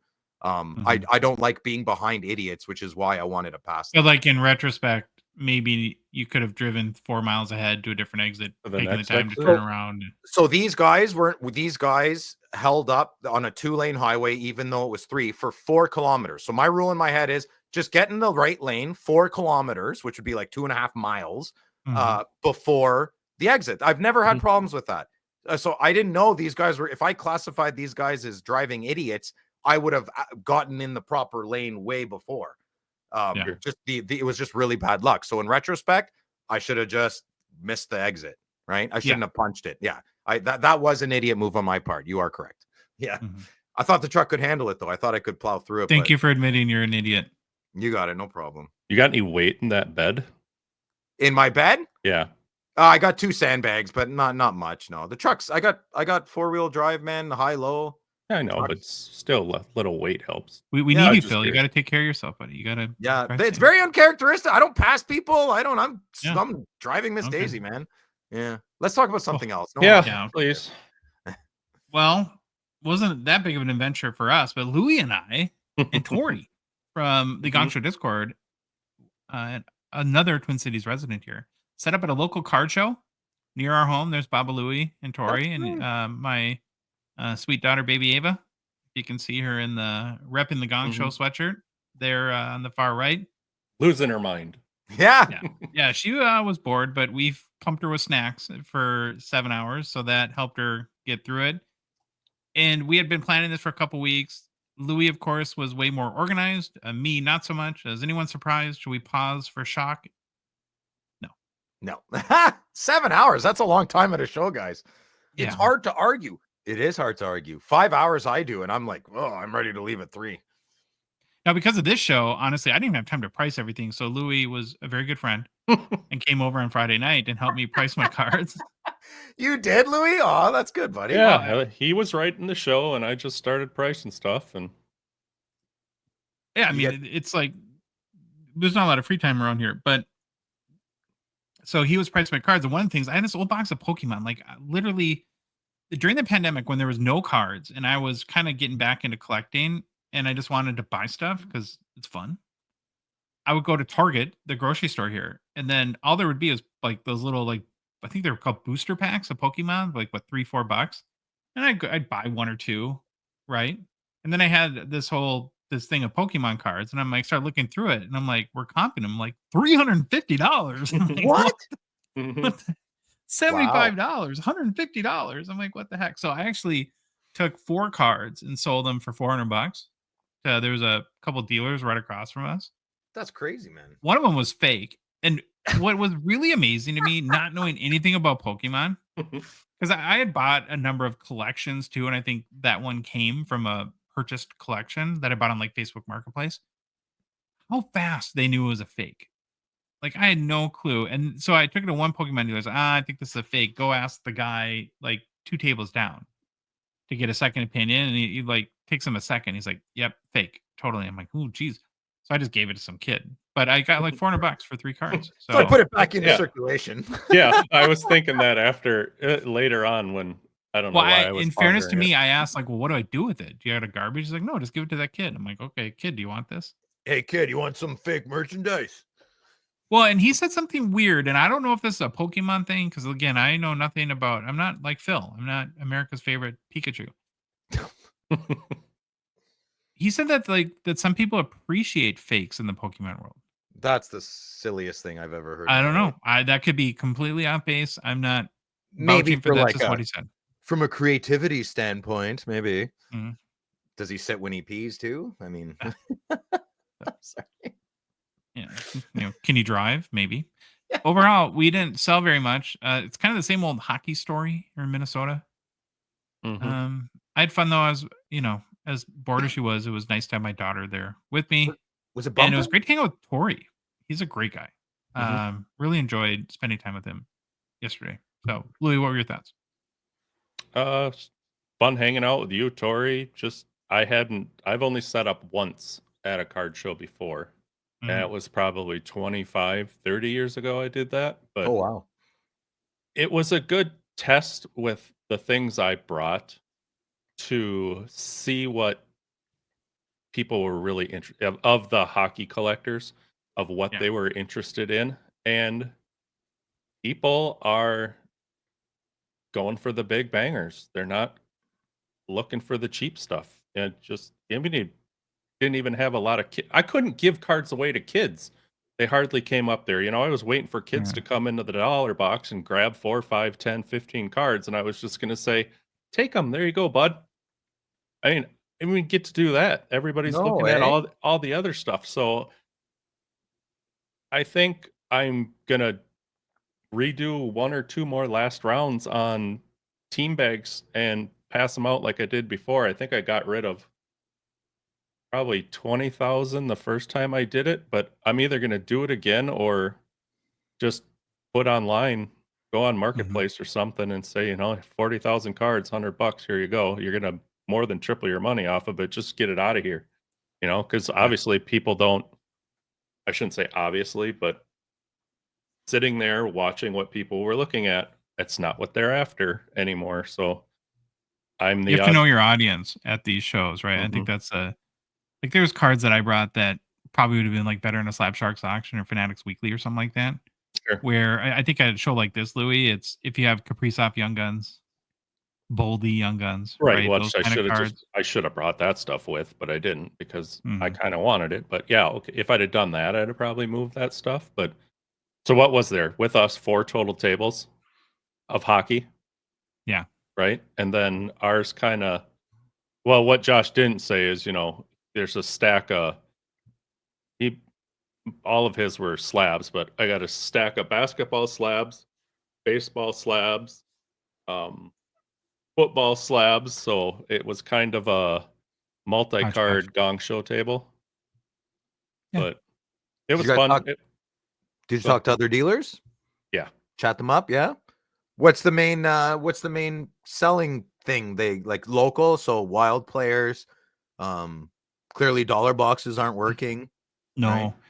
Like Well, Justin Jefferson kind of stuff, I think. yeah, dollar boxes weren't working, but boxes like where Tori's standing, the one on like the far outside of the table there. So his boxes were more of 5 to 15, $20 stuff, and that Mhm. was good. I mean, he Oh, was okay. doing he doesn't ever get to come back because we brought him and then he sold everything. Oh, so Tori had a really good show. Tori did fine. Well, Oh, well, Josh there it did good is. with his Pokemons, but So yeah. you two just sucked. No, I'm a Pokemon dealer now, Phil. Yeah. I crushed the Mhm. Pokemon game. Yeah, it's hard to argue. So, yeah, Mhm. there's gonna be probably a marketplace post here pretty soon with just a boatload of Yeah. inserts and whatnot. All right. Time to move on to back to Mount Rushmore, boy. Mm. I gotta admit, I got PTSD after the Blues and how that one turned out a little bit, but I guess it's inevitable. You're It was a little fine. bit of a disaster. Yeah. I'm not even hoping to like redemption. I just want this one to be a little more smooth, but it wasn't super easy one either. It's not What? like This one's not easy? well, it's like the Wild, right? It's hard to find like 4 super deserving candidates, but you'll probably vehemently disagree, and I guess that's funny. I don't think a lot of people are going to get upset at you. Maybe like Mhm. 2. Mhm. Okay, let's get it done. I did name Keith Kachuk to their Mount Rushmore just as a makeup. Just kidding. I didn't do that. Okay. So for our Hobby Mount Rushmore series, we attempt to nominate the 4 most deserving candidates from each team's history based on their career achievements with said team, meaning to the franchise and community, and then their hobby markets. Most of the time, I think we've done a pretty good job. There's been a few hiccups, though. Right, Phil? Few hiccups? Yeah? Yeah. All right. Let's tackle the Hobby Mount Rushmore for your Nashville Predators, Louis. Know you love them so much. The first Yep. player I selected was attendee. In honor of our boy Troy, we're going to go with his main PC guy, Pekka Rinne, in the Predators Hobby Mount Rushmore. I think you can make a strong case. Pekka Rinne is the greatest Predators player of all time. Rinne played in 683 games with the Preds, which is most all time for goalie in franchise history. For context, UC Saros is about 400 games played. His 369 wins is most in franchise history as well.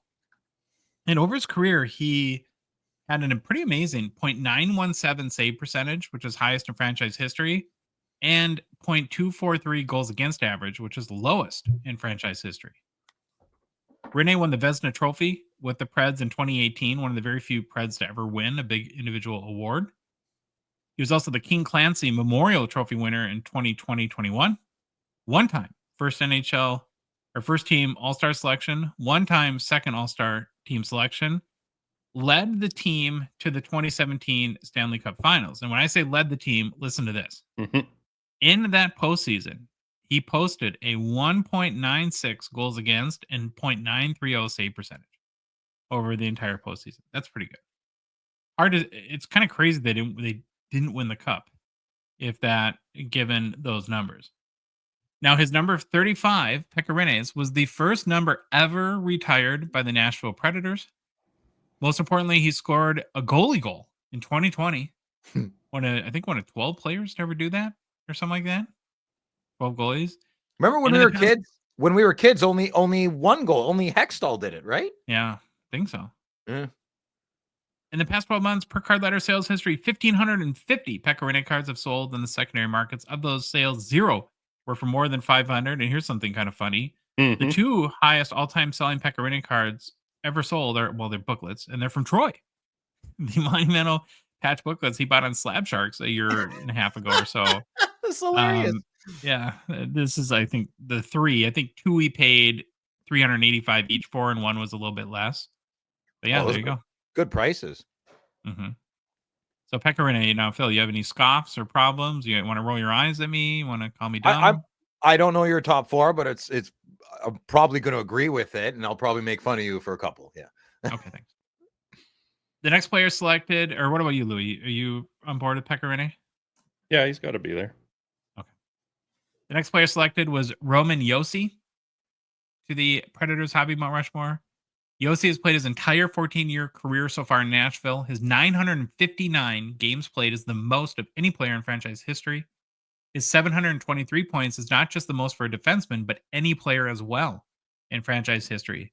Josi's 190 goals of the team is third most by any player and most for a defenseman. He won the Norris Trophy in 2020 as the NHL's best D-man. That season, he scored 65 points in 69 games. He's the only Predators player to ever win the Norris. I think I mentioned that. Josi is a 3-time NHL first All-Star team selection, has been the team's captain since 2017, the longest tenured captain in team history. Josi has transformed Nashville's identity from a team known for defensive toughness to one that thrives on offensive skill from the back end. He's been the franchise's most complete defenseman, blending offensive production, elite skating, and leadership. In the past year, about 3,000 Roman Josi cards have sold on the secondary markets per card letter sales history. Of those sales, 303 were for more than 500 US. And the highest selling Roman Josi, another booklet to date, is this logo autographed 101 from 2021-22, the Cup, that sold last month for just under 2,000 US, 1,956 US dollars. Pretty cool card. Booklet. You called it a card. Ah, You called Freudian it a- slip. Oops. All right. Pecorine, Roman Yossi, the third player we're nominating is Philippe Forsberg, who has spent his entire 12-year and counting NHL career in a Predators sweater. His 752 games played is fourth most in franchise history. His 308 goals is the most in Preds history by a long shot. I think David Legwand is second with 210. And his 658 points is second to Roman Yossi in the Predators record books. Not much for individual awards for Forsberg. He is a one-time, or he made the All-Rookie team in 2015, a one-time NHL second team All-Star. But he's, I think, known as the greatest goal scorer in Nashville Predators history, one of the franchise's most dynamic offensive talents. He was the first Predators player to score 40 goals in a season, which he did in 21-22, and set this franchise single season record with 42 goals and 84 points. He's the franchise leader in playoff goals with more than 30, one of his Nashville's best postseason performers, and has delivered in clutch moments. In the past year, 2,100 Forsberg cards have sold in the secondary markets per card letter sales history. Of those sales, 3 were for more than 500 US. And this is a really nice card. I want to look more into these. The highest selling Philippe Forsberg card to date is this 2013-14 National Treasures Rookie Shield Auto 101. Sold for 3,800 US last April. Oh, he was a baby in that picture. Mhm. Why? No I don't. mustache. Why are you saying Philippe? He's not French. No. It's Philip. Philip. Oh, Philip. this Yeah, be Philip fun. with an F. Because I can't say any name right, Phil. Why? Well, he's not French. If it's Philip, Philippe, I don't know. How do they say Philip in Sweden? Philip? Philip. Well, it's like, why is like Joel Eriksson Joel Eriksson? Why don't like if? Yeah, it's I not don't- Joel. It's Jewel. I don't know, man. I don't, maybe I'm wrong. I don't know. but Or Jonas is Eunice, right? Isn't it Eunice? I just don't think. I would bet. I would bet donuts to dollars that You'd bet dollars to donuts, not no donuts to donuts to dollars. That donuts No. are more important than dollars. That Swedish people probably say that as Philip. We'll hear about it, and I would bet my house I'm wrong because I schmuck up about every name. So All right. Phil's Par for the good. Phil's he's right on with the guys' names, man. He's in touch. Usually, He's in I'm touch. not- He's in touch with the men. my Okay, no. careful now. I'm in. My name in Greek is Philippa. You know, it's a lot of variation. Hey, you're not French. Okay. Hey, boy, How- come on over. You did not just do that. Oh, hey, boy, come on over. It's my evil twin brother. My high counselor, Philip. Okay. So here we got so far. Pekka Rinne, Roman Yossi, and Philip Forsberg. There you go. How are we doing? Is everyone on board? Yeah, that's what I would pick. I'm curious to see your fourth. It's one of two people, and I wonder which one you're going to go with. Okay. Well, we won't make you wait any longer, Phil. All right. For the fourth, you'll probably hate it, but I went with Shea Weber. No, I would have went too. Played the first 10 of his 15 NHL seasons with the Predators. 763 games played is third most in franchise history. 166 goals is fourth most in franchise history, second most amongst defensemen. His 443 points with the team ranks fifth most in franchise history and second again amongst defensemen. Shea Weber was presented with the Mark Messier Leadership Award as a member of the Predators in 2016, two-time NHL first All-Star team selection, two-time NHL second team All-Star selection, served as the captain from 2010 to 2016. While he never won the Norris with the Predators, he was a three-time finalist, if that matters, and one of the most feared slap shots in the league, clocked over 108 miles an hour. He was not quite the offensive player Roman Yossi is. He was tied with him for most goals, but he is tied with him for most goals in a season in Preds history by a defenseman with 23. Ultimate enforcer and leader, embodying the Predators' hard-hitting defense-first mentality during his era. In the past 12 months, about 1,550 Shea Weber cards have sold in the secondary markets per card ladder sales history. Of those sales, two were for more than 500 US. The all-time highest selling Shea Weber card is this 2006-7 Upper Deck Young Guns BGS 10 Black Label, pristine Black Label. Sold for $929 US in June of 2022. Oh, All right. Thanks. So it looks like Phil approves. What about you, Louis? Is that who you would have thought for? You did well. Banter. Shea Weber's great, man. Good Canadian boy. Big Mhm. slap shot. Yeah. Lots of Team Canada's on there. He was great in Sochi, I remember. Gone again and totally redeemed myself. Okay, Okay, so the honorable mentions, I really had two. there's more than two. David More. Legwan, Yeah. first ever draft pick in franchise history, second overall pick in 1998. A pretty good two-way center, played 15 seasons with the team, was the franchise leader in almost every category until passed by Forsberg and Roman Josi. So kind of the first star of the franchise in their history, I guess.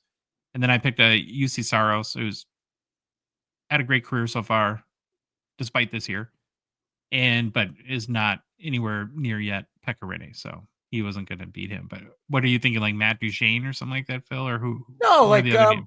Mike Fisher, He didn't Scotty play with the team that long. Scott Hartnell. Yeah.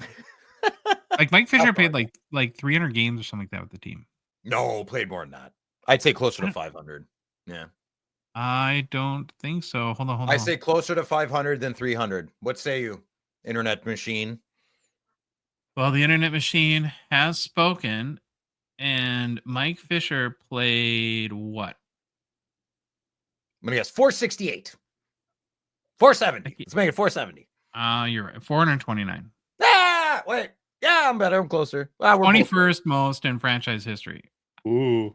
They loved him though. He's beloved, and he had a pretty good hockey market. Like Mhm. David Legwan. No one's like who's got his cards. Yeah. Did they make? I a David couldn't do Legwan the card? marshmallow thrower either. I mean, Why maybe I'm would a little you? bit biased there, but yeah. Oh. Who's the marshmallow? Oh, Suter, Ryan Suter. Yeah.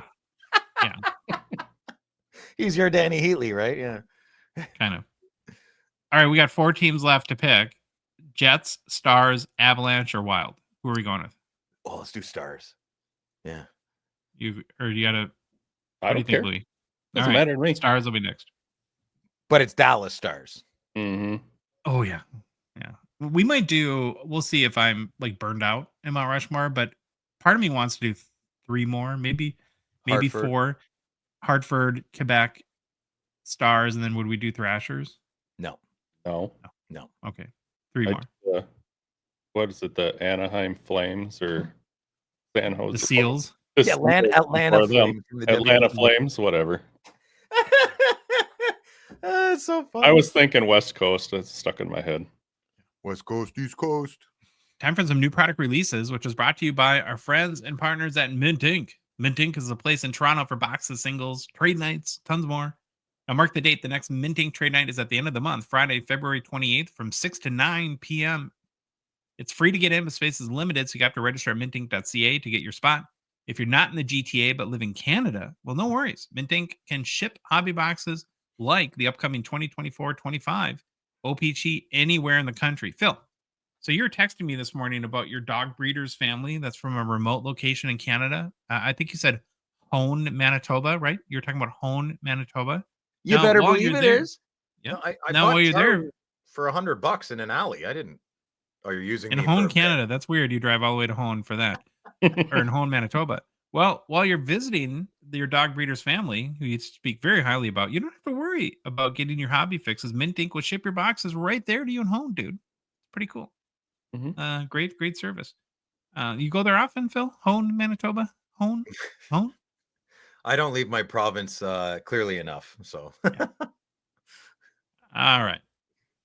Big release day. Let's go. On Let's Wednesday. go. big one here, boys. Now, a couple plugs. We're doing our live case break for 24-25 O-Pee-Chee on the Gongshow YouTube channel at 11 Central, noon Eastern time this Wednesday. Do not miss it. Seeing Phil open up one box of cards is pretty amazing. To see him go through a case, you can't imagine what will happen. I can't even imagine. Phil will find a rhythm, and it'll be great, and it'll be glorious. And if you don't know what the checklist is, go check it on hockeychecklist.com. Oh, really? I've never heard of hockeychecklist.com. Why would I go there? Because it has everything you need to know, and it's 10% better than Beckett. At least 9%. But At least 9 for sure. We have the 9% guarantee. No, yeah, check it out on hockeychecklist.com. It's been up there for a week. And honestly, like doing this, I can't say enough how much I hate it. I almost wanted to stop doing them, but it's like, well, how do you not talk about new products that are coming out? It was just miserable trying to sort out these checklists, and it has made my life so much easier. So I think that's where I get my confidence in that you will like all of our checklists on hockeychecklist.com as well. Now, 2024-25 O-Pee-Chee. Okay. One of the things that I think is most notable about this set is the very large and in charge base set. So 600 cards in the base set, which is kind of the standard fare for O-Pee-Chee. The vets take up 500 of those. It's hard to believe there's like 500 vets. I mean, they got to probably stretch to, anyone that was like on the practice squad at some point or something like that. I don't know. But you want to throw up the vets picture, Louis? Okay, there we go. So here's the base design. If you're watching on YouTube, showing Connor, McDavid, your guys' thoughts on this year's O-Pee-Chee base? It's very consistent with previous years. Mm-hmm. Yeah, I don't collect this for the I don't mean it like the thing going on like, oh, base cards. That's not how I mean it. I don't collect O-Pee-Chee cardboard generally for the base set. I'm all about the legends and the marquees, right? Okay. I do. Well, what do you think, Louis? Do you like it? Yeah, looks good. One thing about this design is I don't think it will hide bad centering. So on any card that isn't centered well, I think you're going to notice, but ones that are centered well will look pretty sharp. So for the veterans, the 500 in the base set, there's a couple parallels. There's the orange border out of 25, which is a new parallel this year. Orange border. Great color. Orange. Oh, Louis' favorite. Forgot about that. Knock, knock. Who's there? Orange. Orange who? Aren't you glad I didn't say banana? Phil, Hey, boy, everyone. come on over. All right. There's also the red. Now, Phil, I need you to pay attention to this one. There's the red border blank back 101. So that means you have to check every card to see if it's especially the red ones, if they're blank, right? Okay. And then there's printing plates. Now, so the rest of the base set is split up between what? I think All-Stars and Rookies. Mm-hmm. So All-Stars have 40 cards. Now, there's some more parallels in the All-Star. There's a rainbow out of 350, a black out of 100, rainbow green, orange border, rainbow gold, red border blank back, and printing plates. I think there's also a blue border too. That is not numbered, but would be like pack odds, something like that. Looking at the blue border here, pretty similar to the base, of course. And then the rookies have 60 cards, same parallels as the All-Stars. One note, though, is all the key rookies are in the base set for this. So, like with the lure, we had Celebrini and Michkov in extended rookies. A little tougher to get. They are all in the base set for O-Pee-Chee. So you'll have all the Lane Hudson, Celebrini, Matvei Michkov. Now, the last thing on the base, there's a ton of base variants that we're kind of getting used to with O-Pee-Chee. I don't have any photos for any, but there's black and white test proof, draft photo variants, end of game, 3 stars variant, goal scoring celebration, helmet off. All variants have unannounced pack odds. So that covers the base. Any questions? No, good so far.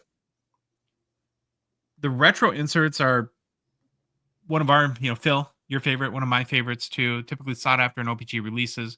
Retros are broken up into 3 buckets, just like the base set. So you have veterans, which again is 500 cards. So every card in the base has a retro parallel. How are we feeling about the design? So Louis, you don't like multicolored, like 70 disco kind of stuff, but I like it. Yeah, I do too. So 2 out of 3. Really love it. There's a couple of parallels for these. There's the black border out of 100, which I assume this one would be the picture of Obi we're showing. Mm-hmm. I love that's one of my favorite cards. Like I picked up a Brock Faber rookie of that from last year at the last Expo, I believe. There's also blank backs. These are unannounced pack-ons, and then printing plates as well. All-Stars and marquee rookies have the same parallel. So for retro, there's no distinction between whether it's a veteran or all-star or rookie as to what parallels they have.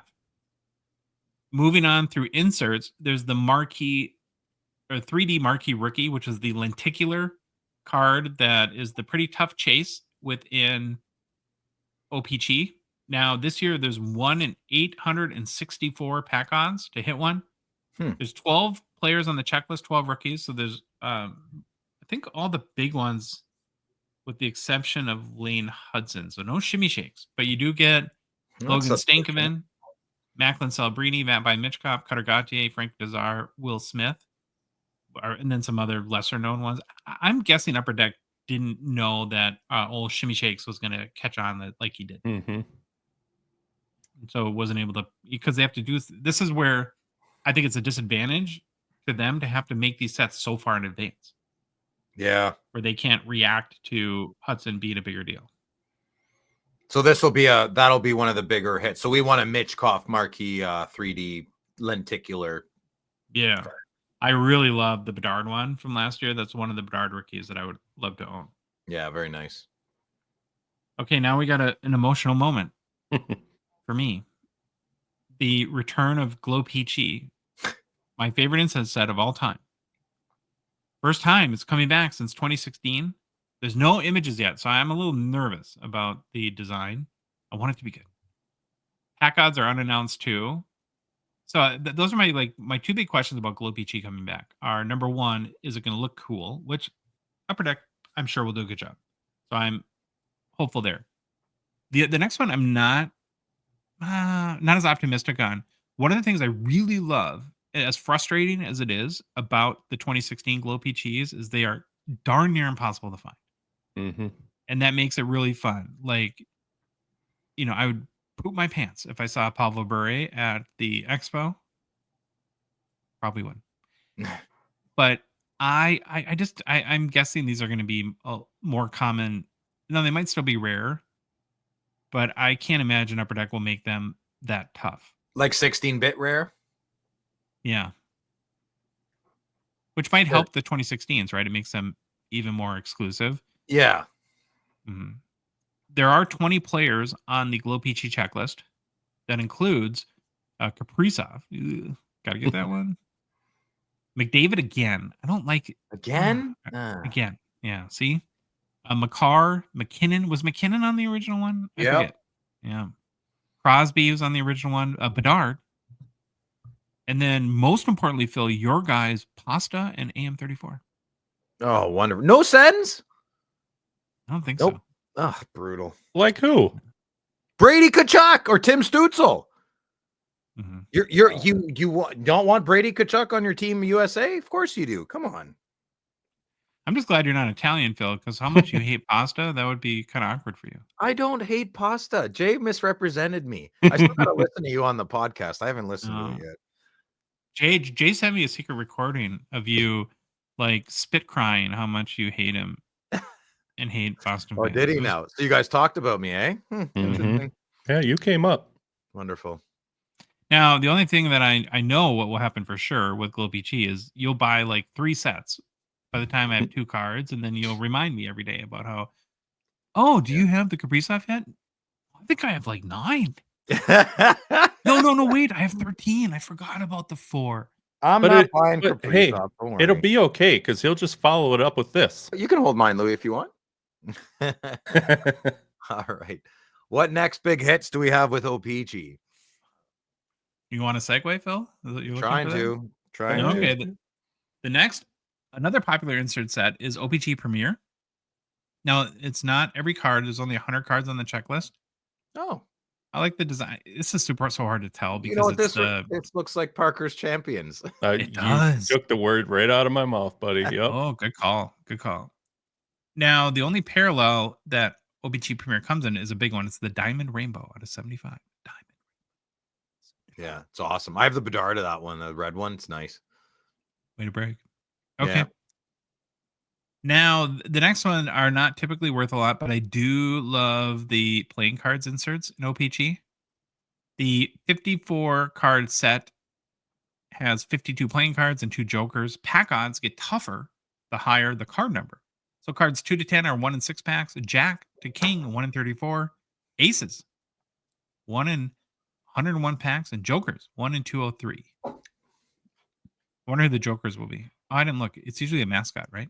Like it was like buoy and gritty. And, Yeah, it's not a player because I think that would be bad if it was a player, but I think it would be hilarious. Like Phil Kessel as the Joker would be great, and then put Tom Wilson. Yeah. They'd be like, "What's that supposed to mean?" Like, it means exactly what you think it means. oh, do you want to? Phil said Tom Wilson. Do you want to give him your Tom Wilson take? Nope. Oh, Do it. No, I want you to. You can't get me on the spot like that, brother. okay, find your How moment. did Leave him alone. Leave him alone, Josh. Okay, think about it. And you know what I'm talking about, though, right? I remember us talking about it yesterday. Yes. Okay, do. okay. I'll fill it in, and then you can jump it. So Louis thinks that you're kind of talking a little bit out of both ends when you say I hate Kevin Stevens because Scott he Stevens. hurt Scott Stevens because he hurt Paul Correa and Correct. stuff like that. But Yeah. you love Tom Wilson. So how do you rectify those two situations? I see what you mean. Yeah, I don't hate Scott Stevens. I thought of Scott Stevens a lot differently when I was young. I was like, yeah, he's a man's man. He's kind of a bully in retrospect. And so I see what you're saying. Tom Wilson is kind of a bully as well. But has Tom Wilson ended someone's career? I don't know. This is Louis' take. No, I don't think so. I'm also a hypocrite. That might be an easier answer. I'm Sure. a hypocrite with a lot of things, so that might just be really the answer. That's fine. No, it just all came up in conversation yesterday. Yeah, I don't no, it know totally how I makes got sense. on it. I wouldn't try to figure me out either. I mean, it doesn't make sense. Yeah. Anywho. Okay, the last insert I want to. Oh, you got something to say? Sorry. Nope. That was Okay. move on. Last insert wanted to talk about is platinum previews. So these are the O-Pee-Chee platinum previews that come in the paper set. They typically look identical on the front to what will be in platinum, but they have a big red preview that goes all across the back. Sometimes the parallels have different numbering. They're typically numbered less than, but are less valuable. They don't really catch on with people. I don't mind them. You get a houndstooth, right? You can get a houndstooth in it. I don't think there's houndstooth this year. I'll go through the parallels in a second. Well, but no, hold on, not this year. But Josh, you love houndstooth. It's a beautiful card. do. Good listener. Go check it out. O-Pee-Chee Platinum. But sometimes they're threaded in O-Pee-Chee and they say preview on the back. So it is a bit of a bummer. I still buy them. I like them. Yeah, I think that's a good take. Okay. So there's 9 players on the checklist. AM34, Ovi, Cutter Gauthier, McDavid, your guy Pasternak. Boy, all your favorites. Jesper Wallstedt, Logan Stankman, Macklin Celebrini, and Sidney Crosby. Yes. Mm-hmm. Then the parallels are as follows: Rainbow, Sunset, Violet Pixels, Matte Pink, Cosmic, Red Prism, Seismic Gold, Orange Checkers, Emerald Surge, and Golden Treasures 101. So that's Platinum Preview. It's just a chromium version of the base design. So yeah, Cosmic's the best. It's my new one. I think I'm gonna make a huge PC of that. Love Cosmic. Okay. Right? Then there's a couple memorabilia sets. Remember, all memorabilia and O-Pee-Chee are manufactured patches. There's first round draft patches, which are 1 in 192 pack odds. Team logo patches, 1 in 756. Lastly, there's the Puzzle Bounty Program. They come in 1 in 96 packs. If you collect all 9 and are quick on the draw and go to the Bounty Program, enter in the codes, there's some Macklin Celebrini. Those are the prize cards. A couple autos mixed in there too. And that's pretty much it for the checklist overview on 24-25 O-Pee-Chee. Now, if you buy a hobby box, Phil, here's what you can expect. 18 packs per box, 10 cards per pack, 1 rare chase card, 3 numbered base set parallels, 1 base set retro variation and our printing plate, 7 inserts, 4 O-Pee-Chee playing cards, 3 O-Pee-Chee premier cards. You're going to have a whole deck at least of the O-Pee-Chee after your set. That'd be kind of cool. Oh, you're going to be very surprised how many cards this case is going to bring. Yeah, it's a lot of fun, man. 3 O-Pee-Chee premier cards and 7 parallels, 6 base blue border, 1 base red border. As far as pre-orders go in Canada at Mint Inc., right now you can pick yours up for 90 Canadian at mintink.ca. In the US, pre-orders are looking like they're about $60 US. So a pretty good deal here in the US. That's overall. Super excited. Listen, good listener, in the landscape of so much negativity and price gouging and all, go buy yourself a box of this. Go buy a box of this. Even if you don't have kids, do it. It's so fun. I've been in some of the lowest points in my life and some of the highest points in my life. I'm always excited when this product comes out. It's so fun. And it might change the way you look at the hobby. If you've never, even if you think it's silly, I'm not asking you to go buy MVP, guys. I'm asking you to buy a childhood beautiful set O-Pee-Chee. Mhm. And it's not expensive. It's $100. I personally think all flagship should be $100 as well. But I haven't bought Upper Deck yet. I'm working on it. And I'm very excited for this set. Wednesday is going to be great. And when we get a good hit, we'll just text it to Louis, and we'll relay his reaction to the good listener. Yeah, man. You're not going to get rich, but you're also not going to spend $400 on a box and feel like you got nothing either. It's just fun. It's like, It's going to and you get cool cards. remind you maybe why you started in this hobby to begin with. Maybe. All right, we ready to move on? Let's go. 24-25 Series 1, we talked a little bit about it in the McDavid conversation, is now on e-Pack. So on Friday, when it was released on e-Pack, it's $140 per hobby box. So if you want to like compare, like David Adams is about $110 right now for the physical product. So there's about a $30 e-Pack premium. What you get with e-Pack though is those shimmy shakes, speckled rainbow foils. Those are coming our way pretty soon. You guys excited about that? Phil, I know you can't wait. I like Lane Hudson. I think he's great. Shimmy Shakes is awesome. Yeah. Yeah, I do too. Okay. Yeah, so go get your Series 1 on e-Pack, I guess. Yeah. Might hit a gold outburst. We'll get it. Oh, too soon? Too soon? You might not. Fanatics Collect is a Gongshow partner sponsor. We're thankful for their support of our show. The February premiere auction ends this upcoming Thursday. Remember, there's 9 hockey grails available. So you want to go to fanaticscollect.com, check them out, get your bids in. I keep looking at that Gretzky. Or Gretzky. I thought about it in our conversation with Adam, like it's too late now, but if I had like any amount of free time in my life to focus on being a collector at this point, I might seriously consider the fund your cards thing to get that Gretzky essential credentials. Oh, that Gretzky. You You would do. What's the ask on that? I don't know what it'll go. It's 10. It's been at 10 grand for a couple weeks. I don't know what it'll end up. So if it's at 12 right now, right? If it no more bids, probably 20. So if I gave you $15,000 and say buy any card you want, and that card was available for 15, that's your first choice. 100%. Really? Might be. Interesting. I love the conviction, Joshua. You want to test that theory out? You should. No. Okay. You heard of my truck story, right? Okay. Yeah, I heard that too. Sorry about that. Okay. Also, don't forget about the Buy Now Marketplace. There's so many awesome cards there. So check out this one. And these kind of cards are wild. We haven't never talked about this design, but you can get this 1963 Parkhurst, not Hertz, Parkhurst, Jean Beliveau, Jean Beliveau, Jean Beliveau PSA 10 for a steal, in my opinion, $1,675 USD. What about these designs? Have you guys ever seen the 63 Parkhurst design before? No, I have, but I've not the way it's looking at me now. That's crazy. It's like a little Vice, Miami Vice thing going on here. Yeah, like a tanning booth salon. Like that'd be like a poster in the background or something like that, right? Yeah, Jean's like licking his chops there, though. I don't know if I want him looking at me like that at night. When's the last time you've been in a tanning booth? Me? Josh. 10 years. John. 9:30. That's the vibe you got off of this? Then why are you so pasty looking, Casper? Oh my goodness. All right, my feelings are hurt. We're gonna end the show. See You're you guys. fine. You're a big boy. We'll be back on Thursday.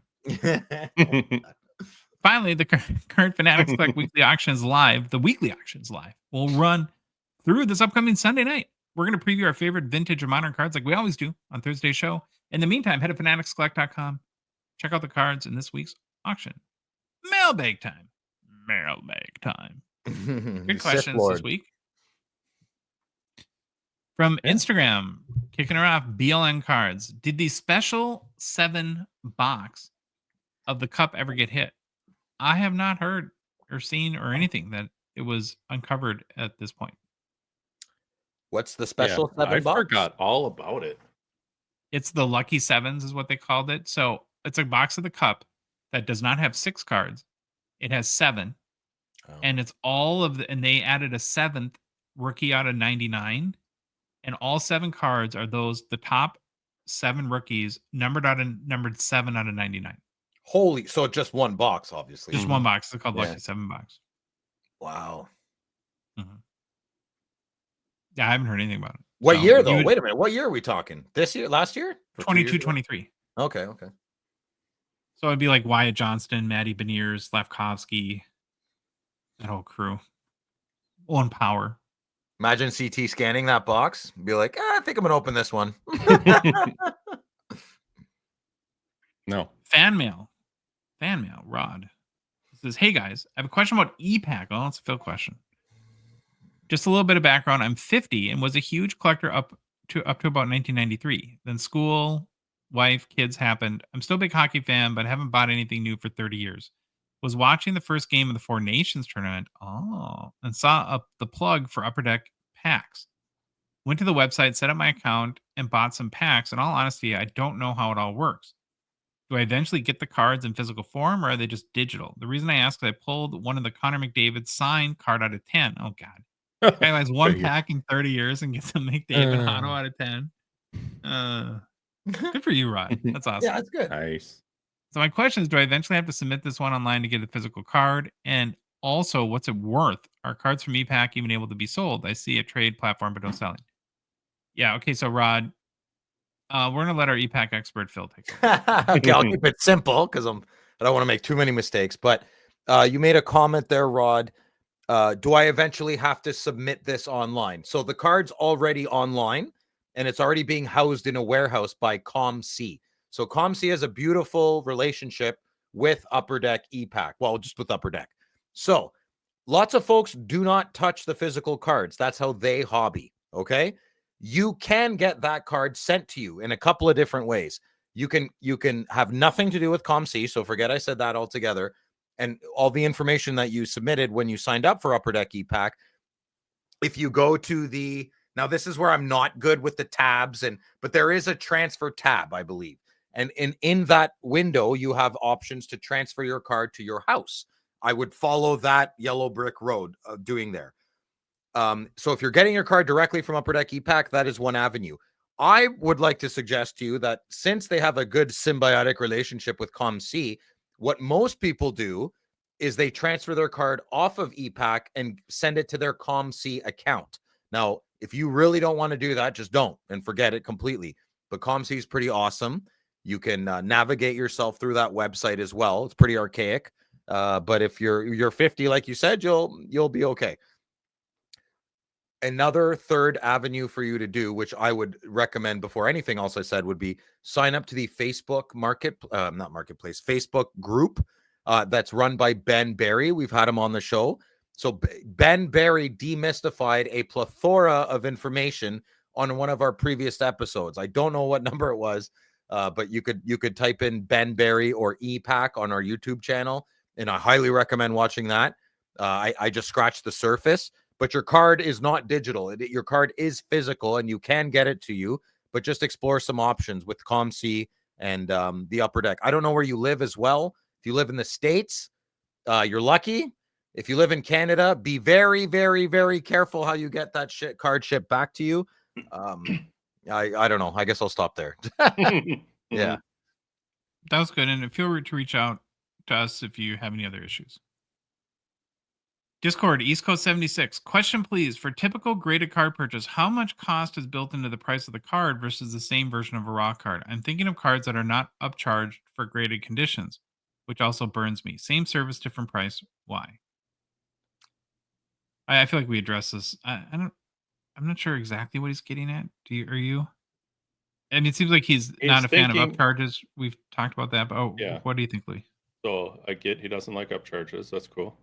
Don't, but I think he's saying for a typical graded card, what's built into the price somebody's selling it for, if it was graded.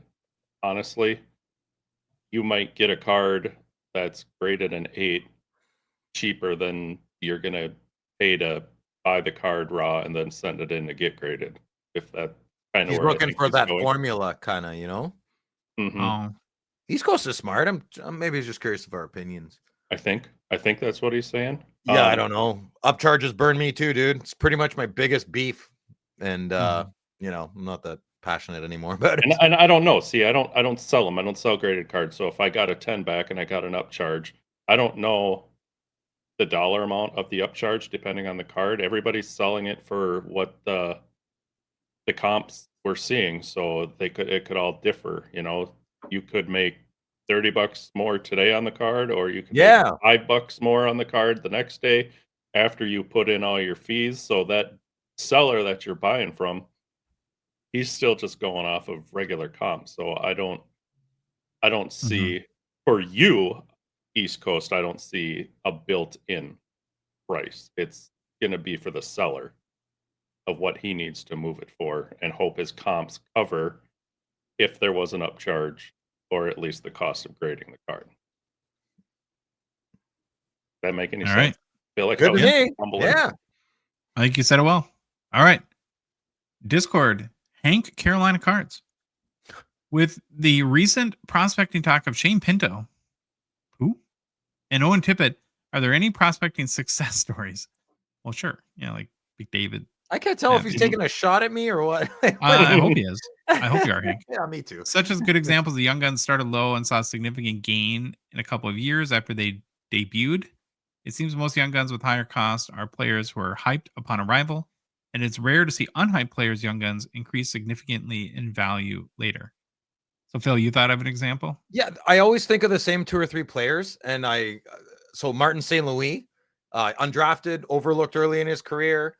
He became an absolute superstar of Tampa Bay Lightning in his late 20s and early 30s. He also won the Hart Trophy at 28, and he led the NHL scoring multiple times. Very late bloomer.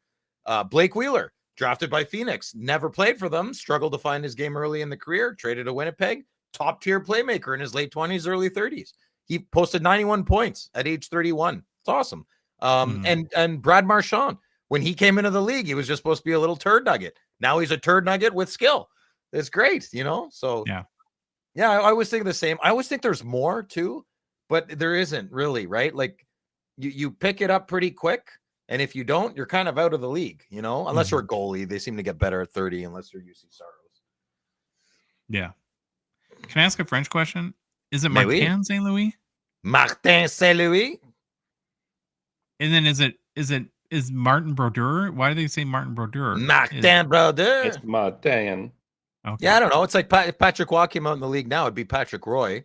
But people that say, "Oh, Patrick Roy," I'm like, "What's the matter with you? You can't speak?" Sure. But like it's all silly. Discord, 2-cent hockey cards.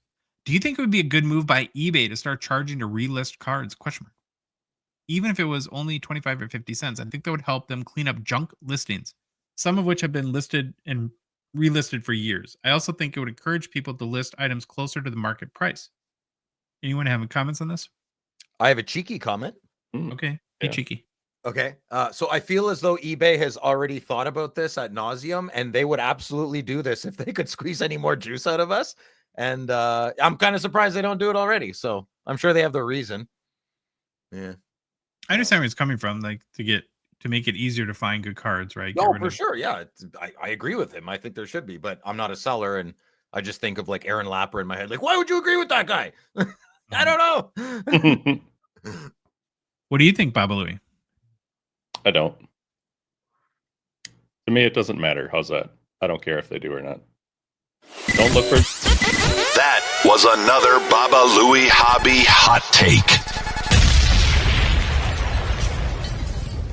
Did that work? You were worried I wasn't going to get it in, weren't Did you? that work for you? Do you really think, honestly, though, do you really think that matters? Well, if you had 500 cards listed and you got charged 50 cents every month, you'd think hard about if to relist them. That'd be $250. Right, but my thing is, like, I guess I've never gone through and searched on eBay and was like, oh, man, there's so much crap junk in here. Are we used to it? I'd like to know more. Like, what's junk listings? I guess I'm not searching for lowest price.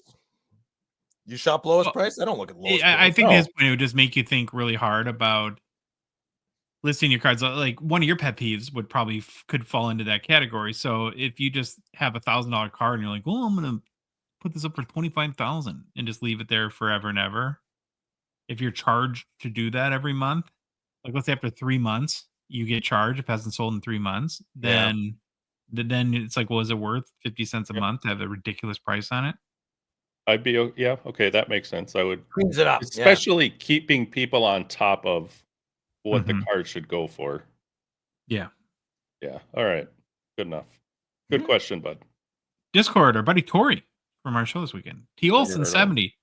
Thoughts on PSA giving preferential treatment to its subscribed mass subgroups, sending in hundreds of cards at a time. I was listening to another podcast in which the host boasted on going 70 of 70 in PSA 10s on a recent group sub he sent in.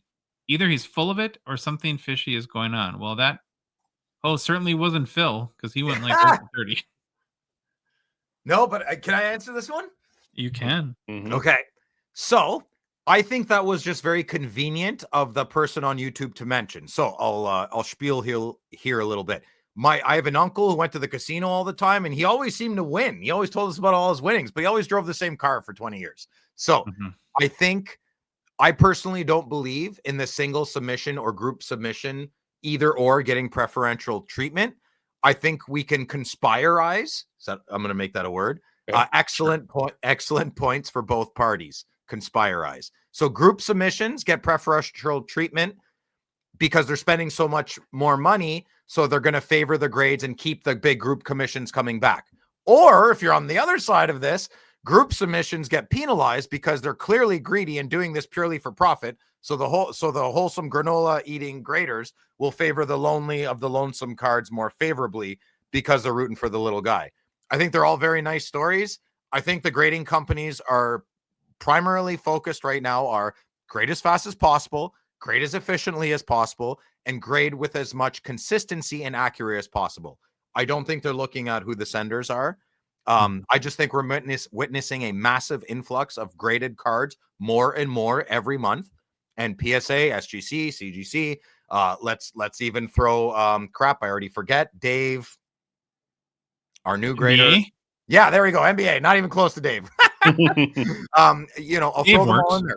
I think they're doing the best they can because I really truly believe consistency and efficiency and the power of the dollar that they're making are those main points, and they don't want to rock that boat. Or it could be just as simple as the grader is having a great day in life, and guess what? He's a human being. He's full of emotions, and he was a little favorable to the grades. At the end of the day, no matter how good you run your company, no matter how much money the graders are making, lots less, the very last point that only matters is it's a human being doing the grading. I don't care what checklist he has in front of him. It doesn't matter. If he's having a good day, you're probably going to get a better grade. If he's having a bad day, could you imagine a grader that just got served divorce papers and it's the next day of work? I don't want him to have my cards, dude. Oh, but he's following a checklist. And yeah. Get my cards out of his hands. Is that a long-winded answer? Anything to add, Louis? Nope, he nailed it. Yeah. Thanks, Louis. Spiricize or whatever he said. Conspiracize. Conspiracize. Word of the day. Instagram BLN cards. With O-Pee-Chee coming out, what's your favorite Puzzle Bounty Redemption card? I'm not sure if this is maybe... I don't smell well, but I smell sarcasm. So I'm going to say all of them and none of them at the same time. I put them in the garbage. Okay. Facebook, Jay Jones. Hey, guys. Amazing podcast and show. Listen all the time. Well, thank you. I appreciate that. I have a topic that's always bothered me with the hobby. Why is it that influencers or collectors find they should speak negatively of other collectors or influencers? And if that one speaking is affiliated with a company, why do they continually speak negatively of other companies? The hobby is a close-knit community, and I can't see it being a positive thing for your image. Huh. I don't know if there's like anything specific he is referencing. I'm honestly clueless. My whole thing, and I don't know if this is good or bad or right or wrong. I, in a weird way, pay very little attention to what anyone else is doing. I firmly believe of staying in my own lane, and I'm not up to the pulse. Yeah. Surprisingly, probably to some, maybe out of touch with what's going on with other content creators. I literally work on our own show and I'm gonna focus step in. there. Josh doesn't know other social media people. No, He doesn't know. He doesn't know. He doesn't know what we do our show, and I do. I like it, but Josh Okay. doesn't know stuff. Okay, well then maybe you and Louis are better to answer this than me. Yeah, Louis and I, we chat sometime. I mean, even Louis doesn't that much, really. Like, you're kind of a busy guy, right? Like, it's yeah, Louis busy producing and Josh is busy writing. I'm kind of the idiot that's running around social media leaving comments of silliness. I don't know if you mean like, okay, so Dan the Card Man, he's kind of like a hobby watchdog.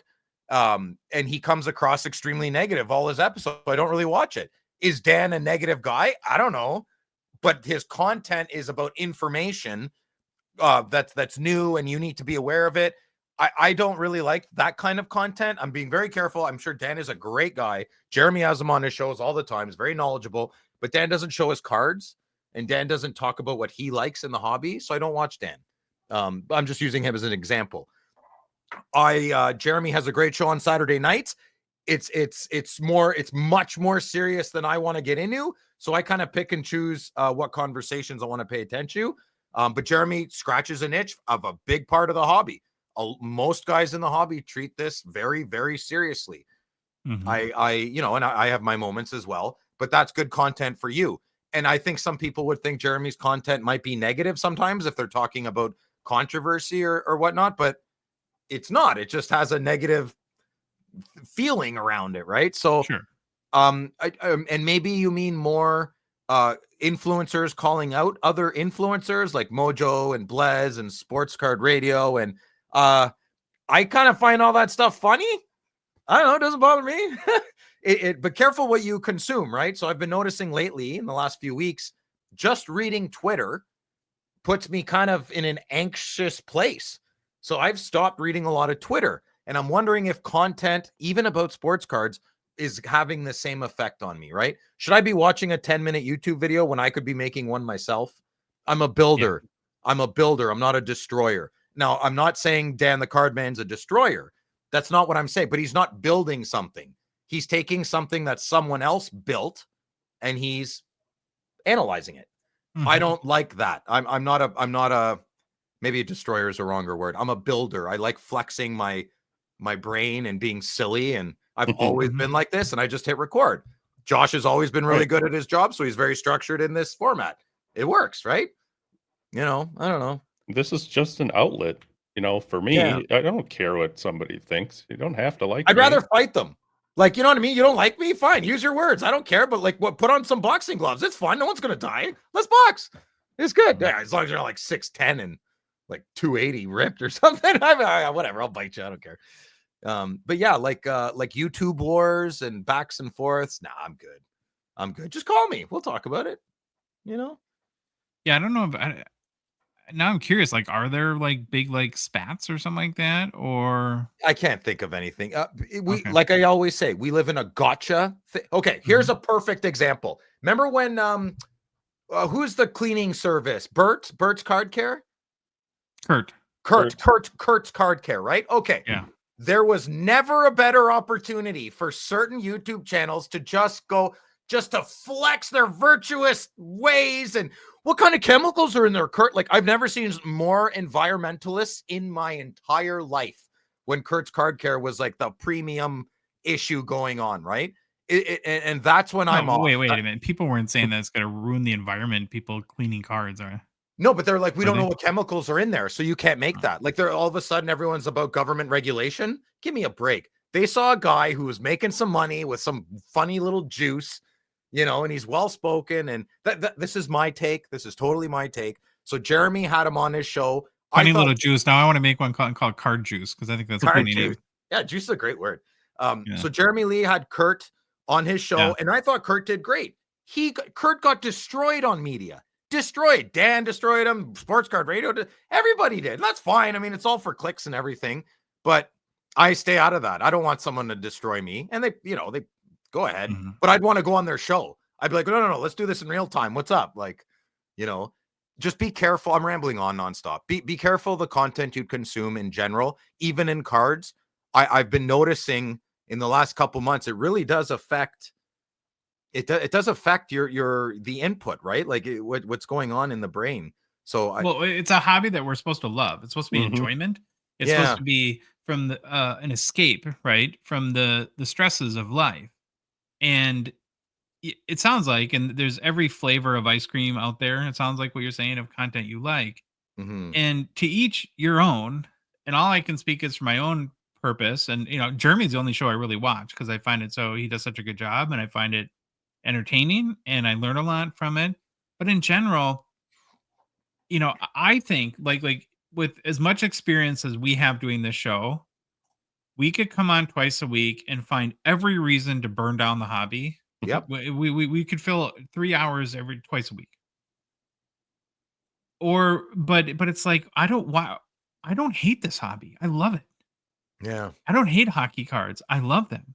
I don't want to talk about all the problems and all the risks. And no, it doesn't mean we don't ever. Of course, we talk about things we like and don't like, and threats and risks. And we're not, above kind of, juicy topics or clickbaity stuff either. So I'm not going to pretend to be virtuous in that regard. But what I hope people, and I guess our audience will have to tell us, is that that we genuinely put the hobby in a positive light and reflect the fun in collecting. Hmm.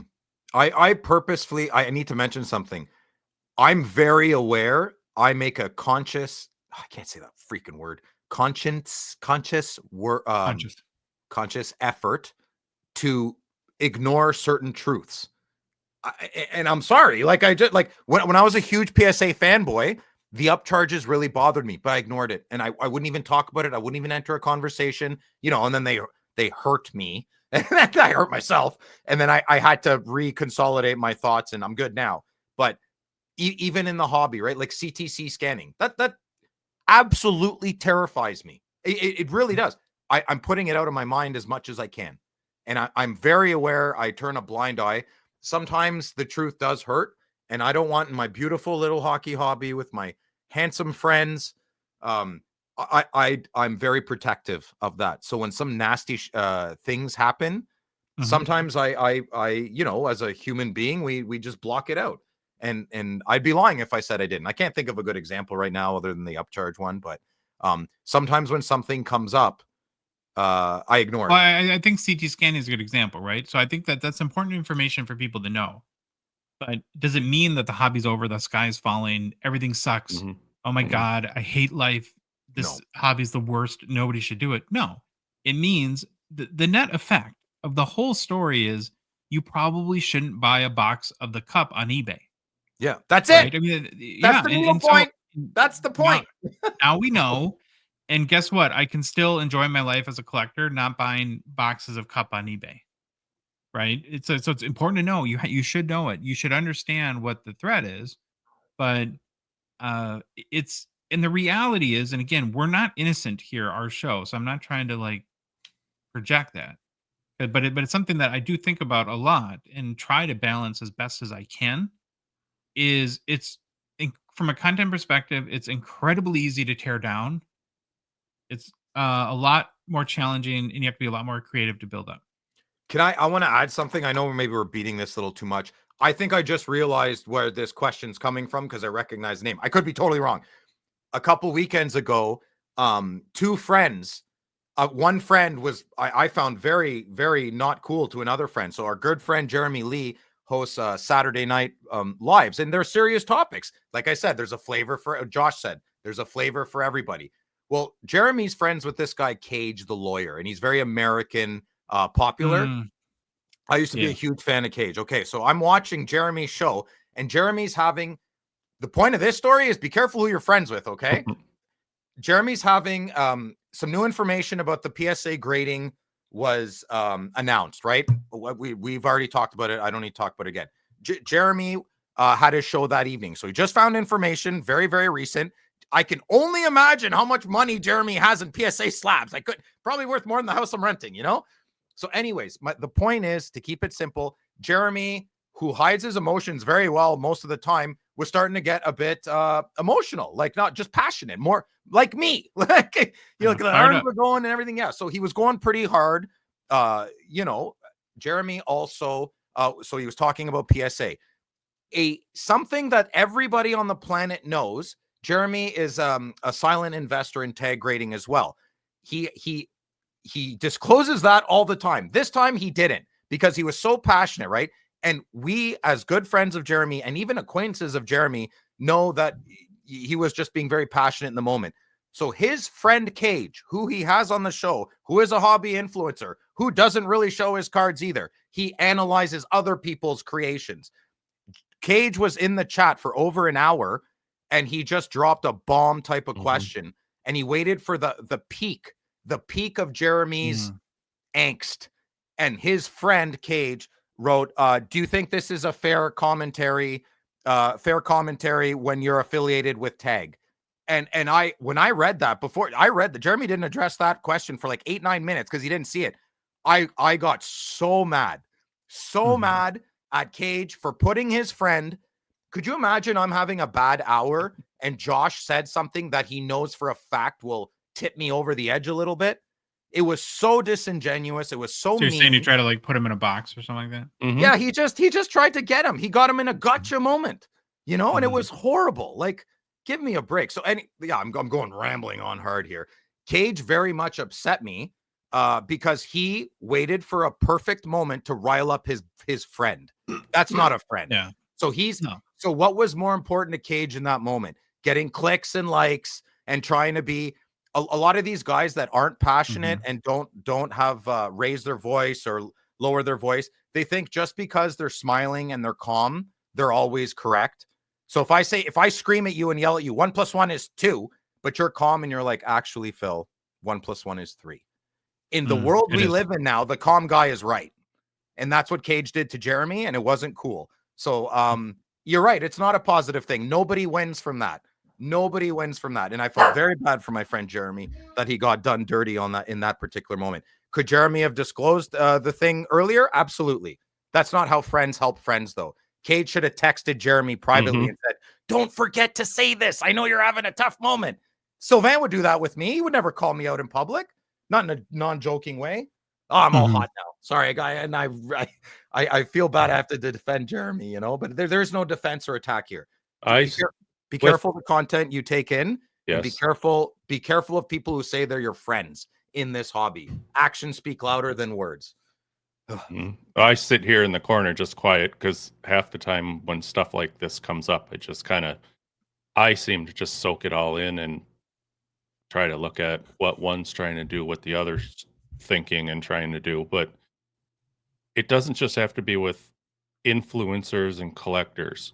When you find people speaking negatively about somebody else, most of the time they have something you want that you can't get and you're mad. You're jealous, and it goes down that road most of the time when you hate somebody for something because you can't have what they have. Now I know there's other things like, I don't like the way they act or I don't like whatever, but from what I've seen watching stuff like this for years, and even pick a whole different category on YouTube or listening online. I don't care if it's Matchbox cars or hair coloring. Not that I watch that, don't get me wrong. But you know what? Every time somebody's mad at somebody, but every time somebody's mad at somebody or hates them, it's usually because they're doing it better and you're not to that status and you want to be to that status. Relevancy. Don't right. Just do your thing. I've never met a really happy person that has time to criticize others. Yeah, no, they don't. They don't punch low. It's not, you don't make money punching low. You don't have smiles punching low. Temporary smiles, sure, but they're not real. There's no substance to that smile. And yeah, it's not and sorry, one sec. You can spot, like, what do you want out of the hobby, right? Do you like the bright lights and I guess when I'm walking around a card show, it's a little influence-y, but I don't, that's just me running around and wanting to buy cards, right? And if you like that type, like, look at Mojo Sports. He would be someone that if you like that, he's always going to be where the party's at. If the party isn't big, he's not going to be there, right? Okay. We'll be well, maybe that gives him satisfaction. I don't know. Yeah, but that's, I'm just going on. I think there's an influencer or social media for everything you like. And I think there is a lot of negativity. But please, there's a lot of positive stuff too. And they're not usually big channels. They're not big channels at all.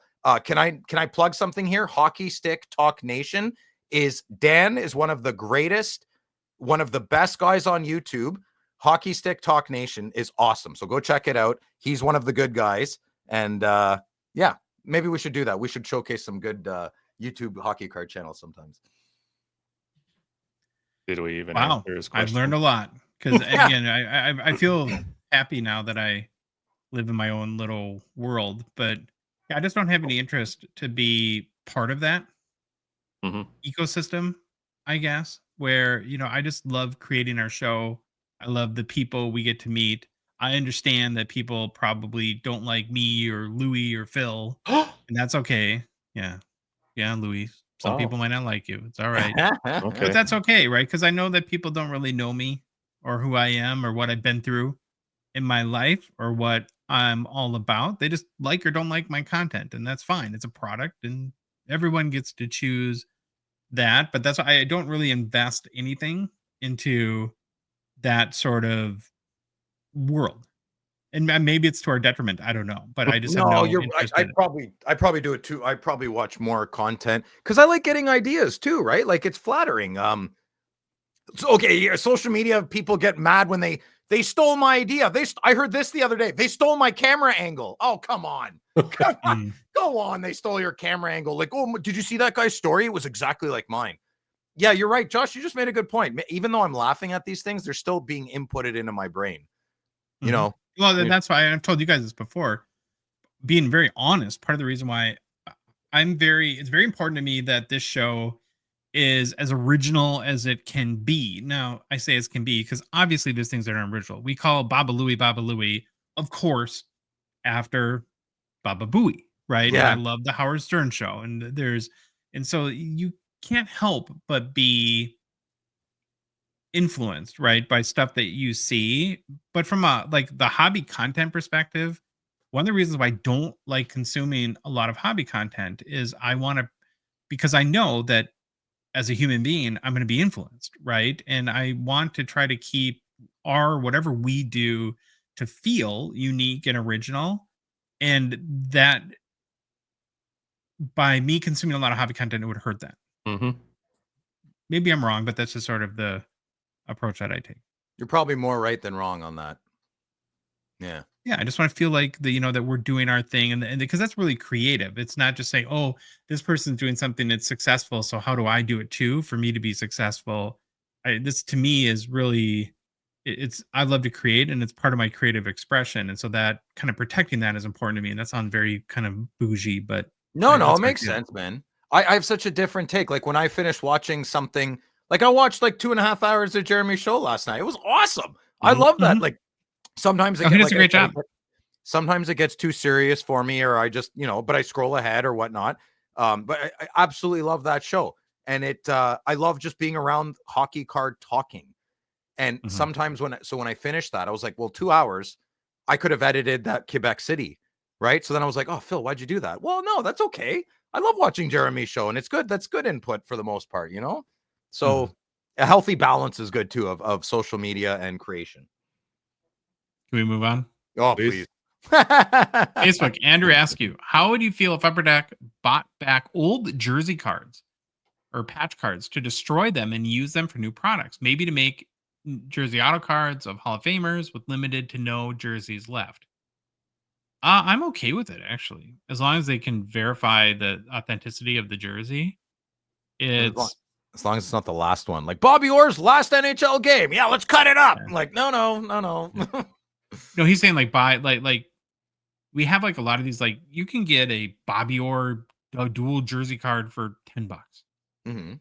Right, and so the hobby places little value on that. Well, what if Upper Deck found a way to get a bunch of these cheap and then reuse the material in new cards? Mm. That's what he's saying. Do you guys have an issue with that or no? No, I like it. No. I didn't read the question correctly the first time. I apologize, good listener. Well, I think the good listener is used to that by now. Yeah, pretty much. Yeah. Discord, JT Hockey. It seems like all the cards that are actually made out of metal have rounded corners. Mhm. Is this because they had normal corners? That if they had normal corners, it would cut somebody?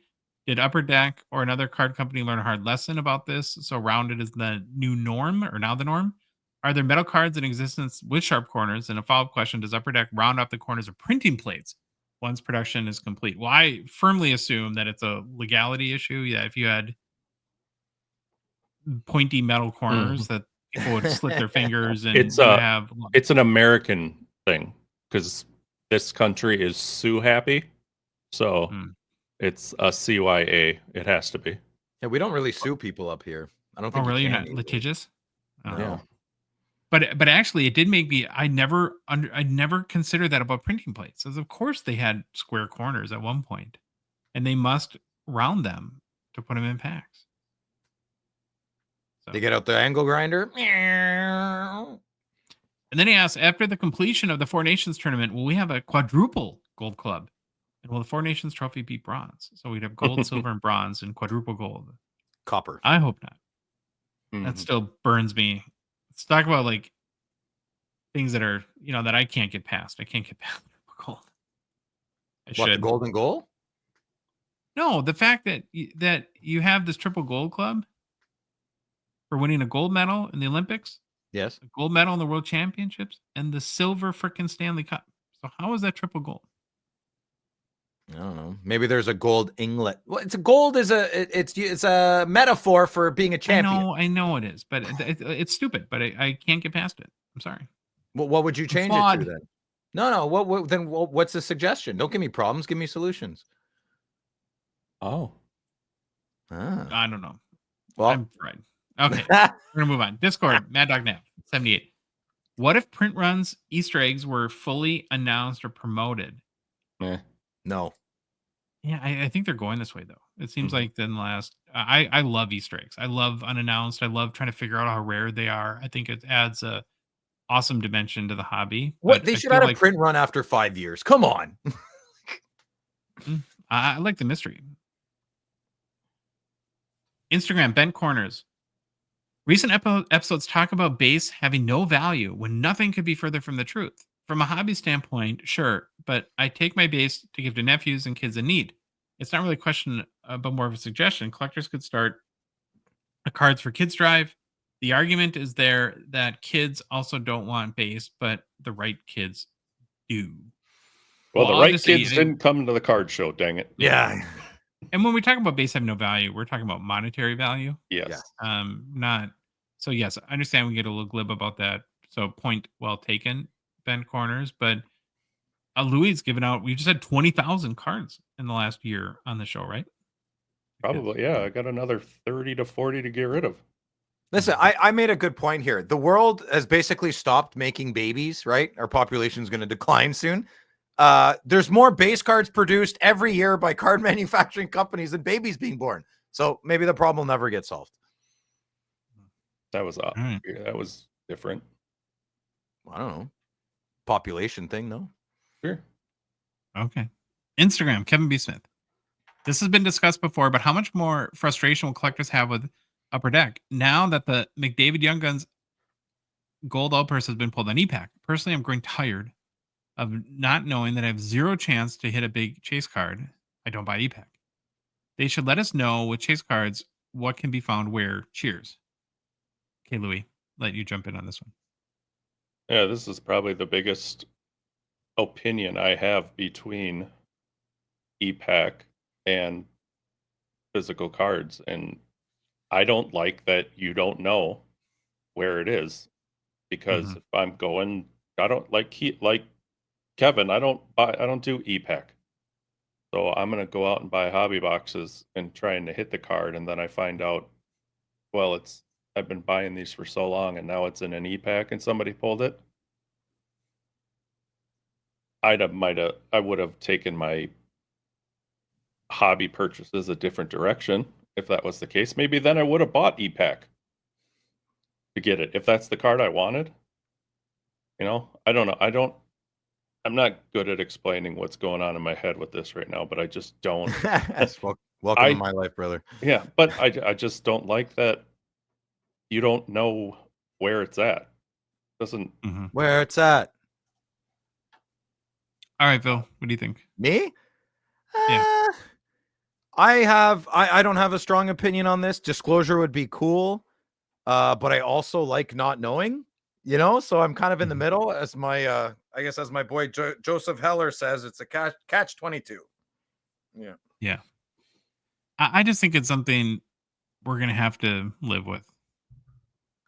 You know, I get the point. I don't know. Yeah, it's gonna happen. This is not the last time it's gonna happen. It's gonna happen forward. So Mhm. what are our choices, right? We either buy products or we don't, and maybe it's a reason for you not to buy any more hockey cards. I don't know, but No, I don't really you count can't on say it hitting. like that. Don't you that came out of your mouth, I think, wrong. To stop buying hockey cards. It's Well, you what are know, your choices though? well, you can still keep buying hockey cards like I do. I buy hockey cards, but I don't buy boxes, you know. I would never stop for one flipping card, but No, I didn't mean it that way, and I wasn't trying to be so sorry if it came out wrong or overly negative. I'm just more of like, if you stick your hand in a fire and it burns, and you're like, ouch, and you stick your hand in a fire again and it burns. Well, it's like, well, yeah, duh. mhm. You know, it's There's a like, lot of burnt hands out there right now, Josh. well, And I they're know, getting more burns. but we're gonna keep finding these cards on EPAC, Mhm. Yeah. and I don't think Upper Deck is gonna change that, and they, I guess, have their reasons. I don't, And you I know, don't think maybe the, anybody's asking them to. Even like this, yeah, I don't think anybody's asking them to change. I think I, after learning more about EPAC, I think it's cool. The hunts and the stuff that people can do on there, it's great. But if I want said card, if it's not going to be in a hobby box or retail or whatever card you're going after, I still think it would be nice to know. So at least I know, hey, you're not going to get that out of here, but I'm going to chase this other stuff. yeah. Well, and I guess Upper Deck knows it's an issue because they went out of their way to, you know, and regretted it, but mentioned that the Bedard 101 would be in hobby, right? And so I think that they know that they probably don't have a great answer for this, that they want to continue and support the EPAC Hmm. platform. And yeah, I don't know. I mean, I guess one solution would be another maybe is make for them to make EPAC only EPAC exclusive releases. But then we have more hockey Yeah, products. I So do don't we want need that? that though. I don't want that either. It's already hard enough getting some cool EPAC cards exclusive onlys, right? Yeah, Yeah. no. Yeah, somebody said it not too long ago. Bill, catch 22. Yeah. I know what it is. Instagram, Crosby's card donations. Are you fans of top loaders with different colored edges? No. You skipped one. Oh, I did? Oh, yeah, I'm sorry. Facebook, Alex Muse. Why are older years of Series 2, like 14, 15 Series 2, so hard to find? I can't find these for sale or trade anywhere. He's looking for Matt Sundin or Wendell Clark, UD Canvas retired. Well, I want to look up, but they're like, first of all, they're pretty tough chases. 1 in 192 pack odds just to hit any UD Canvas retire. So it's probably 1 in 2,000 packs. And I think anecdotally, we also pretty much know that the print runs were a lot smaller pre McDavid. And that was sort of the modern, I don't want to say modern, like what's the term I'm looking for? Not modern. No, that's sort of like when you know the first big ultra modern rookie chase where Upper Deck really amped up production. I don't know, you guys have anything else to add to Took that? advantage of a good opportunity in front of them. Yeah, no, I don't. Nope. Instagram Crosby's card donations. Are you fans of top loaders with different colored edges? I already said no. What do you guys think? I loved color edge top loaders. Oh man, they were so awesome. You had red, then you had green. Sometimes you'd have blue. But then I turned 9, and I got the clear ones. Wow. Sorry, Wow. I'm sorry, Crosby card. Wow. I'm sorry, brother. Yeah, they're cool. I'm kidding. I don't know. I prefer the clear ones in general. Yeah, I do the clear ones. As I was reading this question, though, I was like, well, where would these be good? And instead of having to put tape on top of your top loaders, as a dealer at a card show, if all your Oh blue yeah. ones were $1 and green ones were this and that. Yeah, but- yeah, that's good too. You can put them in your lunchbox, and then at recess you could trade them. And... Oh, Jeez, Phil. good God. You know my. Okay, let's go. You're being mean. No, I love Crosby card donations. He gave me. Don't give me material. Instagram, Ryan Moss. Do you think the results of the USA versus Canada game will affect the hobby? Louis. 0. Goose egg. I'm more Pollyanna. I wish it would, but it probably won't. Oh, and then this was a late question, but I'll ask it anyways. Dave's wondering, California Dave came in Yeah, on yeah. Discord and asked if Connor Hellebuck ends up standing on his head and the USA wins, could it somehow actually make his hobby market better? I So told maybe- them for like a week, and then after Yeah. that, it'll be back to normal. I agree with Louis 100%. People, we're all free. No, man, it's not gonna. I'd say for like the next 10 sales, maybe. That's it. Okay. Right back to normal. All right. I feel bad now. Was I like overly mean? I don't even know what I'm saying at this point about the don't buy hockey cards. Did I really stick my foot in my mouth there? You're fine. No, not at Okay. all. No, I'm No. more I'm in my head. boring. No, stay out. That was me interpreting you, so that could go 1,000 Oh. different ways. Okay. I like the guy, but he's got a point. hmm Instagram, Zedid. Here's a great question to end off with. What are some strategies to effectively negotiate trades and purchases at card shows? I generally try to be nice, but sometimes my face shows what I'm really thinking, and that deal doesn't usually go well for me. And it usually comes out your mouth. Yeah, I know. Yeah, there's a couple incidences in Quebec. There's definitely a dealer there that does not like me. But people don't like the truth. So sometimes if you bring up if you bring up prices more in your favor and they're very accurate, verified in Parapeak, and you have your friend who's a dealer beside you. Verified in what? Parapeak? You said Parapeak, didn't you? No, Terapeak. It's the internet. It cuts out. Anyways, Terapeak. It's a Yes. delay. And yeah, it just doesn't. Sometimes it doesn't go well. Depends how motivated the dealer is, or sometimes you might just look like the guy who his ex-wife cheated on you with, and you got no luck. So, Sure. Louis, kill them what's your with best kindness. Kill them with kindness, no matter what. No, I usually take the tactic of making them give me a number first because, I have said it, and, I just tell them I can't be the buyer and the seller. Oh, you- that's you- good. Oh, I yeah, like good that, way to look Louis. at it. That's you're good. I'm I gonna like use that. so give me a number as I'm talking to the dealer. Give me a number, and then we'll work. I like it. I like it. My advice would be to be prepared on your end of the negotiation and then to try to find out if a deal can be had. If there's a card that, like, there's this one card, I'm not going to mention it because the guy might listen in, and it's rare enough that is listed for, like, let's say $1,500. And I know it's really worth $800 and I really want the card. I'm not going to bother negotiating with the guy Yeah, there's no point. because so I think feeling him out and kind of, Huh? ask. Yeah. So Stop. that's what I did. That's what I did in Quebec City. I was like, this guy has this card for $1,000, and the last comp is like less than half of that. So when I went just to talk about the card, he was so aggressive. He's like, nope, this is it. And he was like, this card's from the cup. It's not from ice. I'm like, it's still an exquisite card. It doesn't matter what set it came out of. So Yeah. am I wrong on that? That doesn't matter, right? An exquisite card that came out of ice is looked less upon. Not if it's like an auto, a patch, game used. Like, who cares what it came out of? No. Yeah, that's the first time I've ever heard that. He goes, "This one's from the cup, not ice." I'm like, okay, never heard of a premium put on that for that, but Mhm. whatever. I sometimes wonder though, people get a little too upset in situations where people overprice cards. Just in that, if I have a card that's worth $500 and I list it for 5,000, I have the right to do that. I own it. Now, at the end of the day, if my goal is to sell it, I'm not going to be successful in doing that. So on Facebook, there's problems when you're in certain groups, you're not allowed to make fun of people's prices, and I feel you Mhm. should be able to. If you Sure. Yeah. make an outrageous claim, you deserve Yeah. outrageous responses. That's how I look at it, right? Free market, baby. Yeah. Yeah. I just don't get mad at people for being ridiculous, right? It's like, well, they're just ridiculous and they're never going to sell their card and try to move on. I think it's funny. It's like lighten up in our hobby, right? Like if you could be like, "Hey man, look at this. This guy's crazy. Look at the price he put on his card." Instead of being like, excuse me, how do you justify that?" Like there's two totally different ways of doing it, and one's way more fun and you live longer. Now, in fairness, if I was like Baba Louie and I needed like 1 card out of 5 to complete a Yeah, rainbow, that's and a right. guy has it 8 times overpriced. I Yeah.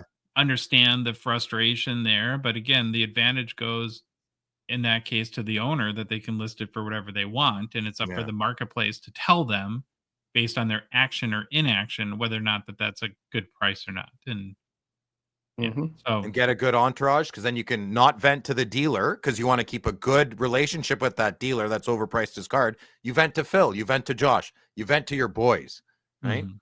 Yeah. The boys, the boys. The boys. Okay. All right, personal pickups. Yeah. Phil, you got a Mhm. whole list. Holy cow! It's Arr, arr, arr. exciting. Yeah. Let's go. I decided to bless the podcast with some pickups. So my UC Soros that Josh tried to sabotage on me. Oh, that's that you know, fake patch. yeah, another fake patch, another get out of here. Great auto. Well, it's kind of a weird auto, but I kind of like it in a weird, cheap Patrick Waugh kind of way. And I always love the 1s out of 25 or 25 out of 25. And it's a nice 2-color. Yeah, okay, it's a 3-color, but I mean it's a 2-color. Mm-hmm. It's just a nice It's a card. cool I card. needed a Soros, so yeah. Next Yeah, one. he needs a save. So there you go. Yeah, I got this Quinn Hughes banger chunky patch. I love this card. I got this for what did I get it for? 600. So I thought Okay. that was a pretty good price. You know, I think I might have overpaid a little bit, but come on, man. Beautiful card, Graham Hughes patch. You Lucky know, number 13. lucky number 13. It's a 4-color, but whatever. It's just a nice patch. I love It's kind this of a card. bummer that neither him or Makar right now. Now Makar he was ill, could get better, but are in the 4 nations like that. This was a matchup I was very much looking forward to. Yep, would have very much liked that, especially Makar, obviously. Mhm. Yeah, next one here. My Greek brother from another mother, Chris Chelios. These cards can get kind of pricey on eBay, so when I see it in person, I snag them up. Very reasonable price. I got this for 125. It was pretty good. Love it. Yeah, so this is my first. Ooh. I have a public service announcement to make to the good listener and my friends Louie and Josh. This is the first Black Diamond card I'm accepting into my PC. It's a Black Diamond card, so it's not. I actually don't know anything about it. I bought it for 50. What year? Bucks. No idea. Wait, hold on. Do I have it here? Oh, I got it here. Let me look, Josh. Okay, thanks. 2019, 2020. What's it called? It's called Diamond. a diamond cutter. I guess he's cold. Oh, thank you. And DCWG is the card number, letter, whatever. I like that. That's Oh, pretty it's cool. a banger, man. It's crazy. I walked by it and this is the last card I bought right before I left because I had to leave early and quickly. So I was like, oh, I got to go buy that Gretzky. Yeah. Moving Oh on. my goodness. Okay. I was not prepared to buy this. I got this for $325. I don't know if that's a good price or not. I have no idea, but it's numbered. It's out of 100. And I'll tell you why I bought it. Because it's one of the greatest cards I've ever held in my hand. It is amazing. I don't know what tech they're using, foiling and blah, blah, blah, blah, blah. This card is so crisp. It is so shiny. It has all the gooey goodness. And it is awesome. And I love this card. Good job, Billy, because he talked about this card and no one was paying attention, me included. And I saw it. And so I don't know if the not gold, the regular one, is produced as nice as this. I don't know, man. This card just bangs. It pops. Unfortunately, there's no one else in the set I want to get, so I'm stuck with this Bedard. But Okay. yeah, I think that's it. Nope, you got one more thing. I do. Yep. Oh yeah. So this is this Crosby card is from. I got all 3 of these cards last week. This Crosby card, I've been eyeing it for a long time. Wow, like a month. My buddy Al was selling this card, and these cards are very rare. And I thought that was a real autograph from Crosby, but it's not. It's a facsimile, so it's not. Yeah, these real. are O-Pee-Chee Easter eggs, right? Yeah, they're O-Pee-Chee Crosby? Easter eggs. These cards go for big price. Now he's flanked by Bobby Orr and Gordie Howe, and these cards are from 1970 and 71. But on the same day I bought the Crosby for my buddy Al, he has the best Indian restaurant in Ottawa. Shout out Light of India on Bank Street. I bought these old 70, 71 cards from another guy, which you'll see in the Ottawa video. So stay tuned for the Ottawa show video, which is going to be released after the Quebec City. And I think that's what O-Pee-Chee tried to replicate. So there's someone at Upper Deck that knows their stuff. And I think it was really, really cool. So they get expensive. That Crosby card, I got it for 200. And it feels weird buying a card with a fake auto on it, but I don't know, man. It's a really nice card. Boy, And, it looks like a real auto though, too. Like you. It does. It's a blue pen Oh wow. or blue ink. Yeah. So that's it. Thanks, Louis. Hey, no problem. All Your right. turn, Louis. So I picked up 2.